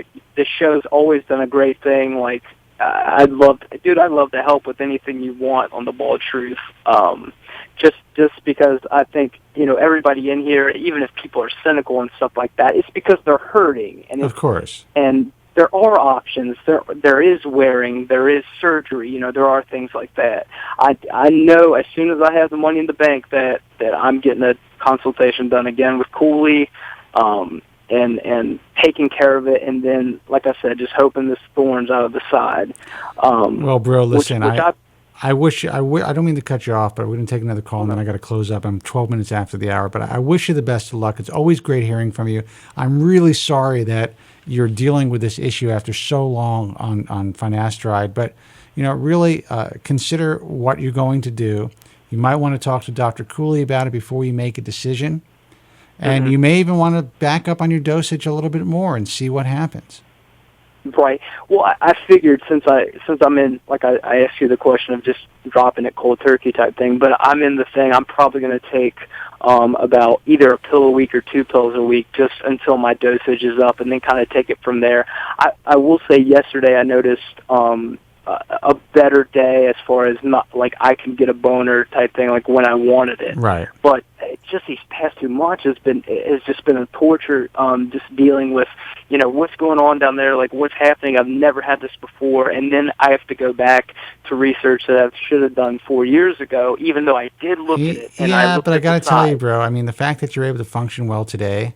In my mind, and I am not a doctor, I have to say this every time. In my mind, it seems like the physical issues might not be as bad as you think. And the more you think about it, the worse it's going to be. Now, I'm not saying they're not real. I'm not saying the mental issues aren't real, but the fact that you can, get it up when you want at this point, yesterday or today, to me means that at least physically, you're pretty good. So try to keep that in mind. And, just hope for the best. All right, man? Will do. All right. Appreciate Take care. I appreciate the call. Man. All right. Keep us posted. Thanks a lot. Take care. Hey, you're on the air. Who's this? Hey, Spencer. It's Andrew. Andrew, what's happening, man?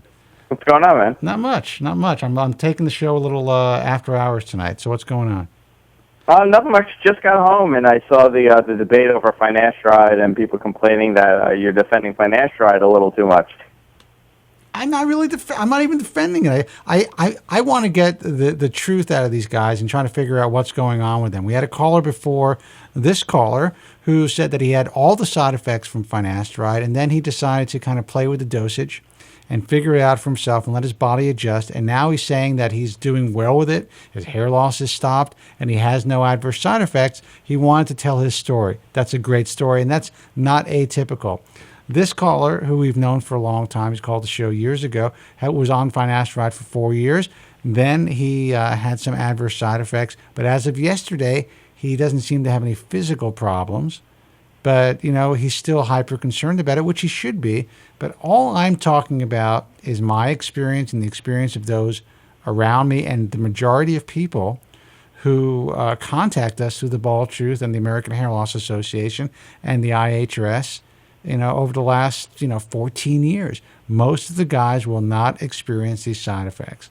That's just the reality. And I want to say something. I was on Finasteride for a little bit, and I obviously I guess I wasn't on long enough, like many of your viewers, to experience a lot of these side effects. But I'm on AskPatients.com, and it has a lot of the complaints about it there, side effects. And some of these side effects, if you were to take out the majority of the crazies from this group, there's not much left. I mean, people are complaining of things that have nothing to do with it. There are multiple things to put into consideration, and before you start looking and start saying, I'm not going to go on this because of the side effects, put these things into consideration. 1, mental health overall of the user. Yeah. 2, the age. 3, their overall health conditioning. Right. These are things that play a major part in the side effects, quote unquote, that you're going to have. Of course. People are complaining of hypoglycemia and anger. Of course. I mean, these are not things that are going to happen.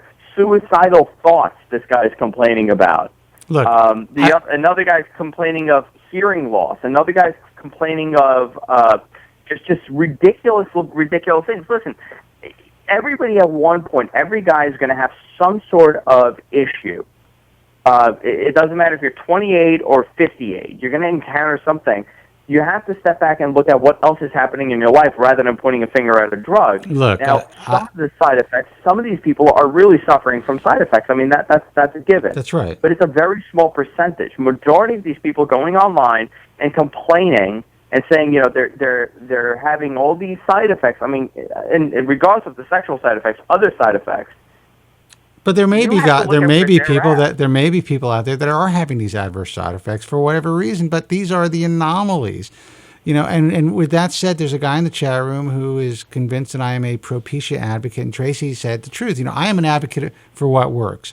I'm an advocate to try to give people the best advice possible about, for those who are really hyper concerned about their hair loss, who want to treat their hair loss, this is what works. And these are the possible complications and side effects of what works, including, hair transplantation. There are guys out there that are so hyper concerned that I make a living in their minds off of the hair transplant industry. Hair transplants work.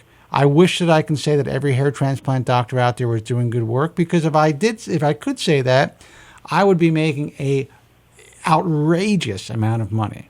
But I can't. Sure. And let me just read this to you. Yeah. I'm going to read this to you. This guy is 47 years old. He's on the message boards. He's complaining of anxiety, weight gain, depression, man boobs, no morning erection, reduced libido, and muscle strength. Well, what else are you doing in your life that's causing this? Well, plus he's 47. He's 47. Are you working out? Yeah. Are you drinking too much? Financially, where are you at? Because that plays a major factor in your libido and your mental state. Absolutely. I mean, you have to look at an individual case. You can't group everything and be like, oh my God, look at these side effects. Yeah. If that was the case, you know what? Every painkiller on the market should be taken off the market, and birth control pills should be illegal because of all the sexual side effects and hormonal issues that it causes in women. Absolutely. And, you're speaking the truth, and I try to get these points across. And when I do it, there are certain factions of individuals on the internet and, out there that think that I'm somehow, this evil guy who's just trying to, advocate for finasteride. I don't make any money off of Propecia. No, you don't. And I don't it's make silly a to someone to say dime off of someone if someone takes Propecia, great. I don't make a dime off of that. I can promote it and promote it and promote it and promote it. I don't make any money off of finasteride. Now, I've had a very good life, in my view, in part because I was able to slow the progression of my hair loss and kind of come to grips with the reality of what I'm dealing with. When the time comes, if I continue to progress, maybe I've tried hair systems. I've worn small partial pieces. I've cut my own. I've ordered from, people online and done that. I've painted my head. I've considered surgical hair restoration. Right now, what I choose to do is I'm continuing taking my medication, keeping all the hair that I can. I paint my head. And, if things don't stop working for me, I know that at least, it's going to suck. But And you know what? I've had enough time to deal with it. For you. It might be a totally different story for you if you were in a different financial situation. If you, dietary, you were doing different. You had a different diet, and you weren't in the greatest shape. At 47 years old, right? It might be a different story. You might be saying that this drug is doing side effects. I'll give you another example here. 23-year-old guy online.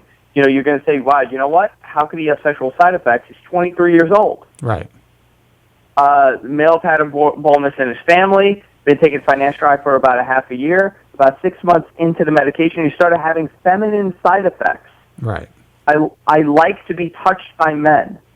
What? It's definitely helped my male pattern baldness, but it'll mess you up sexually. It'll turn you gay. You're kidding me. Where'd you read this? This is on the AskPatient.com website. Yeah, so how could there be any credibility towards any complaint on the internet when there are people like that complaining about random things that have nothing to do with the medication? Sure. 23-year-old guy. This is obviously a guy that is severely either just screwing with the internet or has some sort of mental condition. Yeah, he could just be a troll fucking with people. He could be a troll fucking with everybody, yeah. First of all, the other thing is that everybody's complaining about the volume of their ejaculate. Why do you really care about the volume of your ejaculate? Yeah, really, what are you going to do? You worried about shooting ropes? You're going to be in a porn movie or something? People are complaining that their penis is much smaller than it used to be. Look, I'm complaining about that. That's age. I'm just kidding. And it has nothing to do with the drug. It was always like that. Nothing to do with the drug. Here we go. Here's another one. 40 years old. Loss of sex drive. Water semen. Decreased amount of semen. Penis appears to be shrinking in size. Yeah. That is nearly impossible. Yeah. Well, listen. That's look up side effects of aspirin. Yeah. I mean, listen. Everything has side effects. Everything. And that's the point. There are people out there that do suffer from the side effects. Yeah. And that's not a lie. I mean, that's not imaginary. There are people out there that do suffer from the side effects. But if you go on the internet and you start reading these side effects, it seems like 9 out of 10 users of this medication all have the side effect, and that's not the case. Well, it's interesting because if you look at that site and some other sites, it all kind of started around 2005. Kind of around the same time some of these sites popped up where a lot of guys are complaining about these side effects. But initially, the first few years of finasteride use, Proscar and Propecia, if you look at these sites and you go back in the logs, no one was complaining the way that they're complaining. So I have no idea what the reality is. All I know is there are guys who are definitely suffering from these adverse side effects. They are out there. And you know what? It's sad. It's sad because the guys that are suffering from the side effects, the small percentage that it is, are... It's almost like certain people won't take it serious, or some people are taking it way too serious without even looking at their issues because it's not as outrageous as these people. What bothers me about these complaints and all the people that are complaining about it is that you're not putting into consideration everything else happening in your life. And it's irresponsible of these people to be going around screaming about lawsuits and screaming about how it's evil and it's going to ruin your life when there are millions of people out there that are suffering from hair loss that could be preventing further hair loss from happening, and they won't go on this medication because they Google this and they see these insane claims. Well, look, I do think that it's important that people have information about the possibility of all side effects, but I think they need to read them from, qualified sources, not from, internet message forums. And I hate to say it, Exactly. I run a popular internet, well, I own a popular, I don't really run it, popular internet message forum. And sometimes when I read what's on there, I cringe. However, forums are there so people can kind of freely express themselves. So we're not going to, quell their free speech, but there's so much misinformation on these forums. We try to, at least guide people in a safe direction and kind of, have good moderation as best as we can. But there's just so much bullshit out there, guys. So listen, I'm going to close up shop. But Andrew, that's a great, I'm glad you called in with this, and I think it's important. It's good to hear a different side of things. Those guys who think that I'm only embracing those who love Propecia and I'm trying to poo-poo those who are complaining about it. You know what? I speak from my experience. My experience has been wonderful on the drug. Maybe I do have brain fog. Maybe it could be my you're drinking. Also 47 years old. Listen, I have brain fog, but it's all the Percocet. Well, that's right. I'm saying it could be drinking, it could be depression, it could be the stress that I'm under as far as life and business. I think about this all the time. Before you wrap up, you know me pretty well. Yeah. And I have severe ADD. Yes. Yes. Now, if I was on Propecia, I could easily turn around and say, well, you know what? It's a Propecia. It's not me. Yeah, and I can say that I've always had a little bit of kind of, I have a little ADD, not as severe as yours, but I am, multitasking while I'm doing this program. Thanks. And the multitasking when I'm doing this program, there are times when I'm trying to carry on a conversation. I see what's going on in the chat room. I'm worried about my cameras and my sound and my calls and all this stuff. So I may take a pause. I may have, sometimes I may have trouble articulating my thought for a brief second. There may be a stumble, just like anybody else on the air, except I'm basically running a one-man band here, just like you do. You know how difficult this is. So maybe that could constitute a little bit of the, the brain fog that some people in the chat room might see. Or maybe it's age, like I said, or years of dealing with, emotional issues, with my family and life and money and, drinking and whatever it is that happens as we live. I would love to see a third-party study of all these factors that we've discussed, financial factors, sexual activity factor, how are you sexually, your weight, your age, put all these into consideration and weigh out all the other issues that you might have. And I'm really curious to see what the percentage of people suffering from, real side effects are. I agree. And I guarantee you it's going to be much, much lower than what everybody thinks it is. Look, one thing they need to do, there's a lot of talk about the Erwig study recently, and there was a thread started by a longtime listener, Paul, what does he call himself? Payday, on the message forum. And apparently there was a report, I don't know if it was CNN or ABC, I forgot what, I read the thread briefly and I watched the tape, I forgot what it was, where a reporter claimed that this guy, Erwig, took some funding from the attorneys who are currently suing Merck in one of these class action suits. Now, I don't know if it was funding for the study itself or funding after the study. Whatever it is, it seemed a little odd. I don't know if it's true or not, but there's kind of a debate going on about that on my forum on baldtruthtalk.com. Now, if in fact Erwig did take any money from these attorneys, then that's an issue. That can skew the results of the study. And I don't really consider it a study. It's more of a survey. But there's a lot of stuff that really no one knows what's going on with any of this information. And, you got to take it for what it is. If you're one of the guys who are really suffering from adverse side effects, then you're one of the guys. But if you're considering using a drug and basing your decision to use this drug on certain studies that might not really be studies or on some of the stuff that you're reading on the internet, just do yourself a favor and do your best to really do your due diligence and look at the real clinical data so you can make a truly informed, educated decision and not just a decision based on fear. And that's it. It's a drug that's helped me. It's a drug that's helped a lot of people. But apparently it's also a drug that has harmed some people. All of this has to be taken into consideration. And the big problem is that people are the people screaming that this thing should be taken off the market. And my argument is, if that was the case, because of the sexual side effects, then birth control pills should be eradicated from the face of the Dude, planet. aspirin is causing what? How many deaths a year? How many thousands of deaths a year from anaphylactic Oh, shock? Tylenol. I mean, we're over. As Joe would say, ingesting Tylenol, because Tylenol technically was not supposed to be taken for more than 250 milligrams a day. Right. And Joe's been on the air, potted up forever. He's not talking. I don't always pot up the whole time. Joe's on. Joe, how are you? Always potted up. Hey, Andrew, I haven't been on a computer because my hard drive has been corrupted. My wife said my detractors did it. You could be. Very much possible. I think you have people out there against you. Oh, wow. See, Spencer? I didn't know I was potted up this whole time. You're always potted up, dude.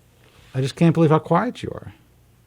I thought I was potted down this whole time. No, you're potted up. I want to say goodnight to both of you guys and everyone else who's been listening and hanging on the chat room. I started a few minutes late, and I decided to run the show late tonight. Just one thing. Look, I'm not a physician, but any of you guys who are suffering ED due to Propecia, my advice is get yourself a transsexual hooker, and that'll solve your problem, guys. On that note, that's great advice. That's Joe. great advice. All right, guys, listen, thanks so much for calling in. Everyone else who called in, thank you so much.